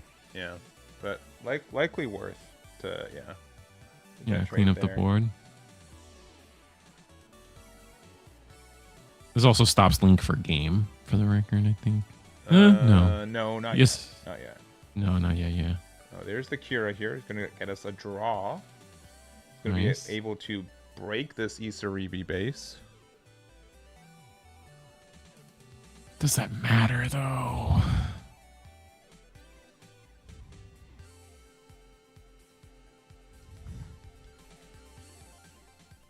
An interesting card, this Hashmal. No link condition either. So. Now, we don't necessarily need to attack either if we are afraid of losing and we need to block here. Mm-hmm. It really depends on what the rest of our hand is. Looks like we're thinking 3. Thinking 3, 4. Another blocker? Rouge? Gundam. Arc 78.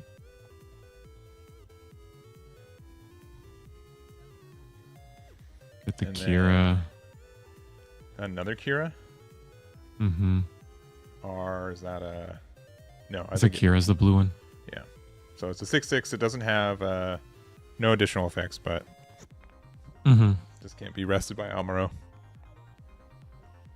Which matters. Makes it all these... Because now, as long as we block the Hashmal, and we also don't die to the Hashmal block, which is huge as well. Yeah, Silver Bullet here is going to be able to get a full block. Another Isaribi, though, for 1. Oh, we're going for... Wow, we're going for game this turn, right? Because there's no... Wouldn't want to go down on shields if you didn't think you could get game with that extra card. Or which the extra effect, I should say. Getting 2 HP or getting 2 damage on a damaged unit. So the adept is now 4 damage. That's huge. Merida. Oh. No, that can't be Merida. That's probably just our own. Oh, you're Kira. right. So now we're big boy numbers. Mm-hmm. But we have to block it, which means they get a Pluma token again. And then they get repair. Which I think you're okay with a Pluma token. This is... Oh, they let it through. I mean, like, if they have a link, they're good. Because we have double block, there's 3 attacks. We've got 1 shield left. So... A Pluma... Yeah, it would have been nice to do the Isaribi, yeah, because I don't think we did the Isaribi previously. I'm not sure. This is either attacking for 4 or 6. I think it's just 4. We let that through as well. 6, all right, there's the Rizal. One of the Pluma tokens attacking. You have to block now. Yeah. So I'm going to go with the Rouge. Take 2. Still have so much turn left too from Blurple. 2 cards left. If we got 1 more link, that's it. Press 2, is that a link?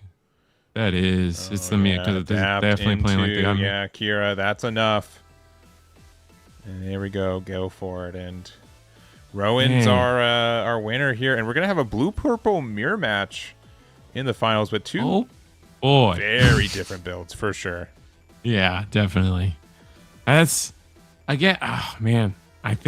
it comes down to not blocking Hashmal, right? Surely. And Mika can break the base anyway. No, I think it comes down to the Hashmal. No, you could use Mikazuki into adapt and then use Isaribi to make it a 6 AP. But then you can block the other one too. Yeah, I honestly I think you're right. I think not blocking the Hashmal, not protecting the base there could have made a big difference. But of course, the only thing you lost to is like literally Link left in hand of 2 cards, right? So yeah, that's hard to also to play around. So, anyways, that's it for this round. I think that's like pretty much one of the last rounds. I think we got like 1 more, maybe 2. I think another one needs to report, but we're pretty much done here. got one more round, and there it is. So you're going to take one final break for the night. We'll be back with round 6. It's going to have 2 different blood pills. We've got Rowan and we've got Michael, and we'll see which one's the winner of the day. So we'll take that break, and we'll be back with round 6 for our finals. See you guys then.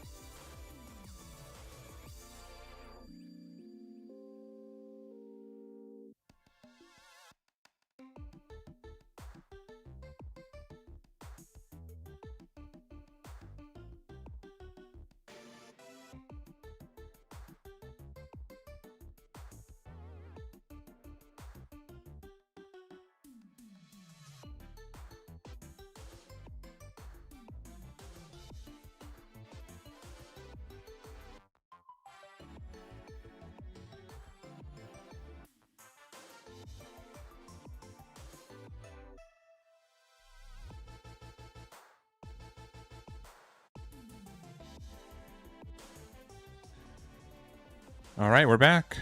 Got one more round. Yeah. I mean, somewhat ironic. The probably biggest hit in the history of this game, blue purple. Definitely different decks, but blue purple finals. Here it is. We've got Michael versus Rowan, and again, two like very unique builds as well. Different ways to approach it, but both kind of using one of the new, I would say, big boss monsters of these of these sets. Right, we've got Michael more on like the Sasabi kind of package with like Barbatos and stuff, and then we do have Rowan with more of the like the Strike Freedom stuff too.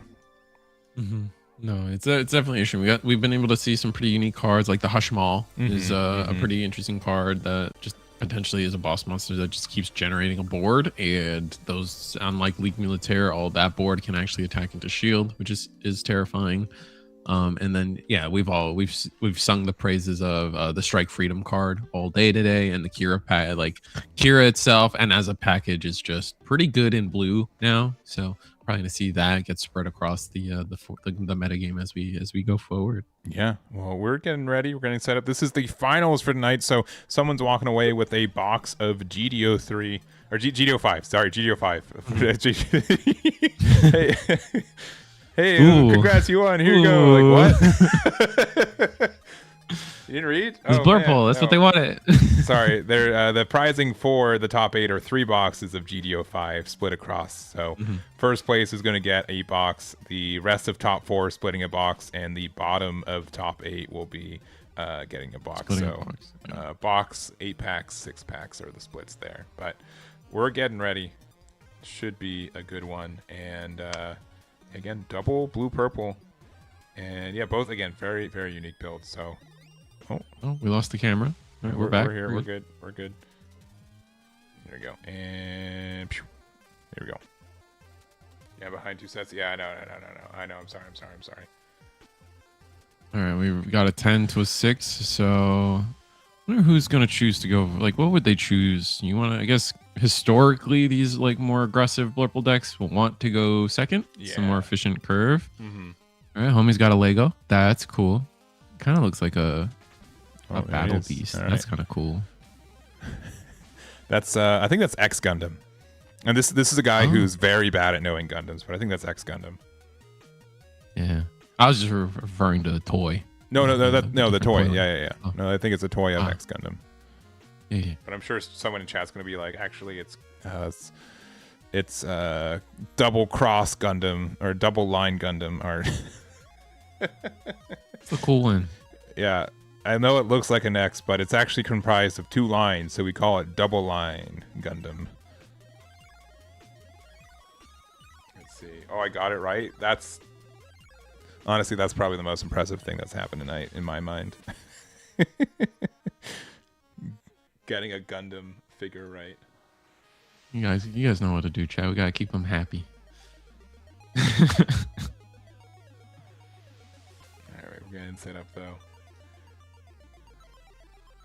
All right, we got shields. We did choose to go first, actually, not second, as historically Blurple wants to do. Another X, man. That's 3 games in a row. That's pretty good. Yeah. I mean, imagine we're probably mulliganing for it a lot of the time. Oh. Double Gray's custom. Flashbacks. This is new. This is GD05. This is July 24th restriction list, just so you guys know. So those are half the basic level 2s that you can run right now. All right. Victory Gundam comes down. This is the on destroy one, and then I think it's just a pass. I don't see why we'd attack with Exia just yet. Maybe. Yeah. No, I think this is fine. All right, we're going to be playing the Isaribi here. Going down to 5 nice shields. Little draw 1. But like, yeah, we do go neg on a shield, which if I saw Blurple on the other side, I don't know if I want to do that. But I guess we were really trying to find a way to curve out better, as we do have to pass with 2 resources up. That feels bad. Sorry, let me rotate this. Bam. There we go. All right, so we've got the Exia, we've got the Victory. We're going to play out the Barbatos here. Going to deal damage to itself to deal 1 damage to their least favorite Gray's custom here. And then for another 2, we are going to play the Mikazuki here, so... Just getting rid of it. And this is also going to be 4 damage into the shield. Yeah. And then we'll be able to break it with the Exia. Nice. And then, yeah, it looks like Victory Gundam going in, finding, ooh, a Kira pilot. Kira, that's huge. Yeah, that is tough. I think. I mean, now you're sitting on Gray's custom. Where do you think you're going with this? You're gonna go into the victory? Yeah. Or I think you got to go into victory. Yeah, because I think like the fact that it doesn't have any league tiers. Yeah. Yeah.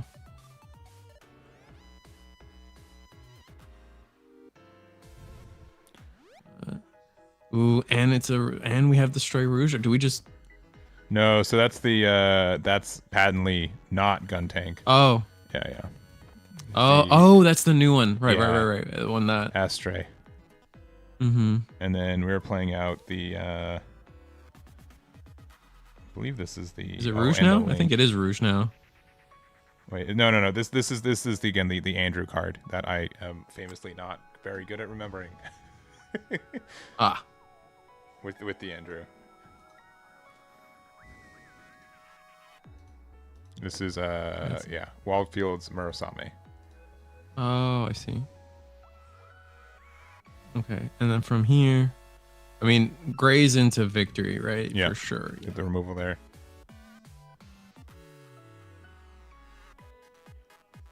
Yeah, I don't know if I want to trust you guys that it's actually called Astray.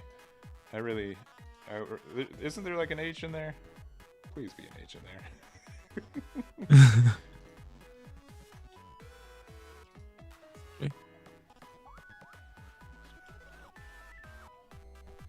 I think it's Astray. Right? Stray. Like stray, as, and then stray. Like the end, there's like no the A's, but I think it's... I'm gonna say Astray. Astray. Oh no. Stray. Oh jeez.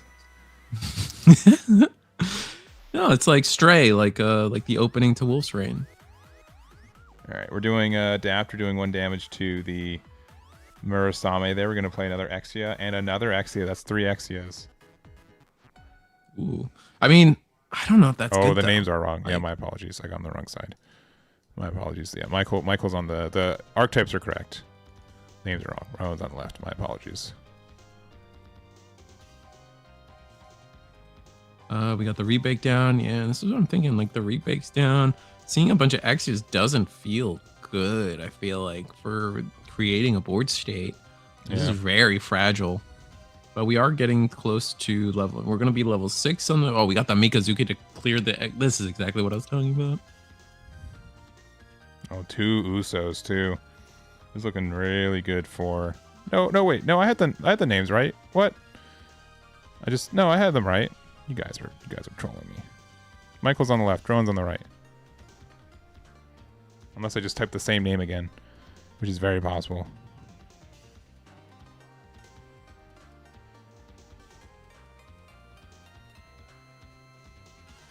Unless it's the Murasame. Maybe that's what the card got wrong. Oh, your guys are right. Yeah, it's the generic one. I see. Yeah, it's the Kira Strike Rouge, which, despite having the name Kira Strike Rouge, it's literally any orb trait, which can include the Andrew there. My apologies. Can include the orb Kira, but not the normal Kira. Which well, no. So lol. Kira's Strike Rouge can include both. It's the blocker Strike Rouge that can only include the Kira. Which is, I'd say, a little. It's like we got a red pilot. Yeah, because it's Strike Rouge. No, Utori. that's not a red pilot. Yeah, that's the difference. This was another Mika, allowing us to clear board. We trade, but we're still ahead on board tempo. We got 3 resources left. Can't do much. It's gonna be the draw Victory Gundam, and that was, oh man, not seeing a lot of the Victory Gundam like engine here developing, not letting us draw too many cards, kind of keeping our hand size and our board so fragile. We only got 2 cards left cards in hand. Yeah, hand. this looks like a really tough matchup for Michael, because again, when the ping goes both ways, I think it hurts Michael more. Mm-hmm.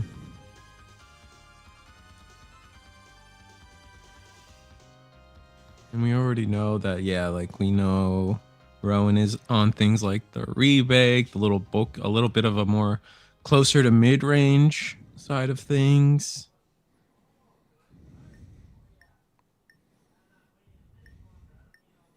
Yeah, it is like I do know like broadcasting webcam games are a little bit tougher, but like when you're playing webcam, you can have your entire monitor being their screen, and you get to ask them like, "Hey, what card is that, by the way?" Mm-hmm. We get neither of those Yeah. things. Yeah. No, webcam's great. I'll never. It's the real challenge of webcam is casting it. It is. Yeah. Playing honestly, it is fine. You guys should pity us, I think, is the yeah. what we've decided. Absolutely.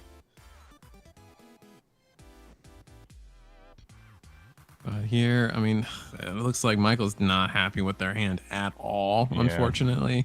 We're looking at level 7 if you include the EX resource. When you include the EX resource, I guess. Resting 1, the 4th X, yeah. Oh man. Yeah, it's just not a great draw coming out of. Oh, okay. You know, this is okay. This is a world, yeah. Okay. So we can be delete the attacking X, into specifically the adapt. So then they have to lose the Gujion, and then yeah, this takes the damage, and then we are attacking, I guess, with Victory Gundam for 1 shield. So kind of ask them for like a link play. That clears the board, so not awful. That's the 3rd Grace custom, by the way. I mean, if they don't answer this as Obby, this is going for suppression. They only have 3 shields right now, so it's. Oh man, it could be worse. It could be worse. It could be worse. All right, adapt, ping, Mikazuki, ping, and that clears it. Yeah. Astray, yeah. All right, so we had enough ping to clean it up. 1 card. We're just playing top deck now from Michael, and it's just not looking good. We have only 3 cards on the other side though, so the deficit isn't crazy, but that's all the grazes. That's funny. There's a Barbatos, so draw Barbados.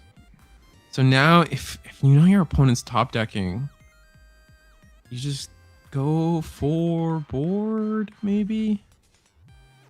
Go for board and try to play the slow game. Giving them a pilot could change everything. So never mind that. That's good. That's really good. You still have to like kind of answer this board though. But the issue is that 1. I mean, if you have a pilot, it's you're good to go, right? This is gonna draw a card, yeah, off of the Astray. No, this is a Hamsal again. Oh, you're right. You're right. Yep. Sorry. Yeah. No, you're right.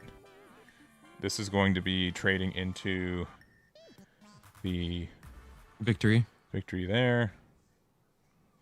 It's got 1 HP. No, it's Kira, right? So it's got 2 HP right now. Yeah. Yeah, sorry. Yeah, the Hajmal. Again, I was not prepared it's tricky. For that to be in I get finals it. tonight. But you're equally right in that I think if it was a strike freedom, it's just over. Mm-hmm. Do you show resolve off the top? No. Another victory. Another victory. Oh man. I mean, I guess we're passing. Well, I mean, if they don't have blockers, you could still win. Pilot out of life and then into the link top deck. See what happens. Another Sazabi. Nope, 2 shields left, I believe. Yes, I agree. It's 2 shields.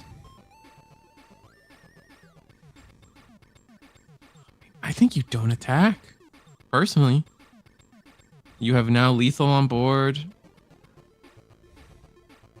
Okay, we are committing to another attack.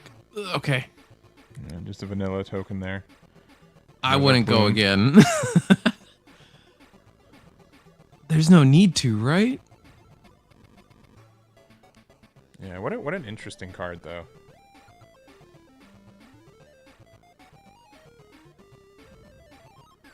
I think I'm sure every game he's played that it's just like, hey, it's like, what does that do again? Oh yeah, no worries. Yeah, but Oh, honestly, choosing to play like, this 0 makes a cards from this token. 3-card hand, though. Yeah. Wow. I think we made the right choice by not going for that. The second attack was so risky, but honestly, I think we could have just attacked with the hash maul and called it a day. Left him at 2 shield, 4 bodies on board, played whatever's in our hand, and the top deck is an Uso, and that's that. I mean, let's just go for board here. Yeah, but they've got. No, it doesn't. No. I'm strong. Yeah. I mean, you could go for the Rouge or the Stray. You can go for the Stray, but you can't clear the Hashmal. This isn't going to be damaged, so you don't get a draw from it. This is only 5 AP, and the Hashmal is a 6 HP. Yeah. Just put him down to 0. Honestly, close game, right? No cards in hand for either player, right? We just went down all the way to it, but yeah. One here. 1-2. No base. And that's it. And there's the Pluma token. There it is. Oh, the hand was all pilots. That's why, I think. Yeah. Oh, the hand was there. Okay, sorry. It looked like it was. I didn't see it on the screen. Yeah, there. we had the. Forget what pilot that is for. Yeah, and there's the 4 Exias. We'll show off Michael's list, obviously, at the tomorrow morning. We'll have top 8 then.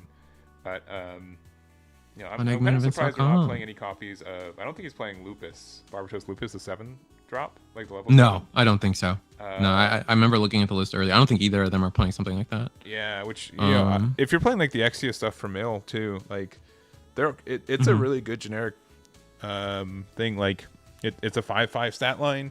It's an activate main with no pilot requirement. Just being able to do 2 damage to something could end up being really nice. So.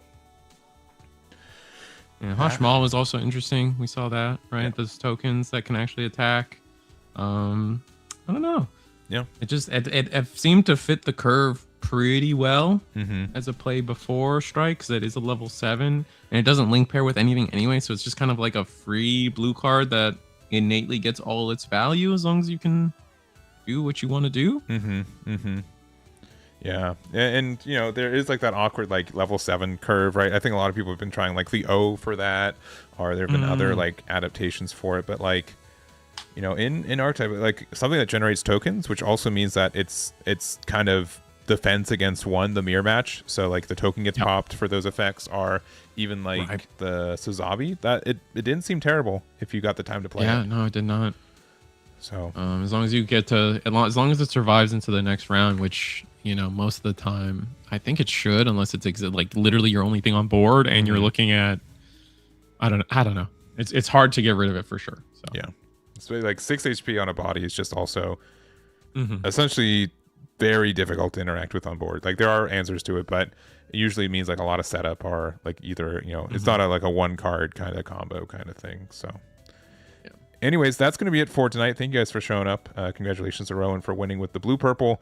I would call it, Barbatos Strike, I guess. We'll find out. We'll name Strike these toes something. But I think the deck was, you know, pretty good. Was playing very well as well. Shoutouts to also Michael. Fantastic 5-1 run too. So really good run. Should be top 4 pending tiebreakers. And then we'll look at the rest of the top 8 as we get it tomorrow morning. So if you guys are new to the channel, make sure that like and subscribe. Thank you guys for spending your Tuesday evening here watching the tournament, and thank you for everyone. So we do have another tournament next Tuesday. Signups go live tomorrow, Wednesday at 11 a.m. PST. So in join the Discord for that. 13 and a half hours from now, that's going to be there. And then I think that's really anything from you, Reisu. No, I think I'm good. I think eggmanevents.com. Check us out. We've been posting as much tournament results as we can. The site has gone through so many changes, so if you haven't used it in a while, definitely worth a look, because I think you offer like a bunch of like member exclusive stuff too. Yeah. And we're always trying to make it better. So yeah, it's been going through a lot, and honestly, like I've always been happy with the site, but I've been incredibly happy with it. So Chippy's been doing a lot of hard work for it. I know that there's been like some cases too where like there have been like some ads that at like certain screen resolutions or stuff that have been like intrusive. So if that's ever been the case, please let us know. We've been doing our best to keep that unrestricted. So I think we're in a Small good spot. team with a lot of issues, so we just need help finding them. Yeah, exactly. Yeah. So, otherwise, thank you guys very much. I'll be streaming probably a little bit tomorrow afternoon. We got some One Piece streaming tomorrow too, and then Friday we do have the release of GD05, and I hopefully will have some product. We're gonna do some opening, some more testing, and should be a good time too. So that's gonna be it for us, though. Thank you guys so much for watching. Again, congratulations to Rowan, and we'll catch you all the next time. Bye bye. Bye bye. Bye bye. Bye bye.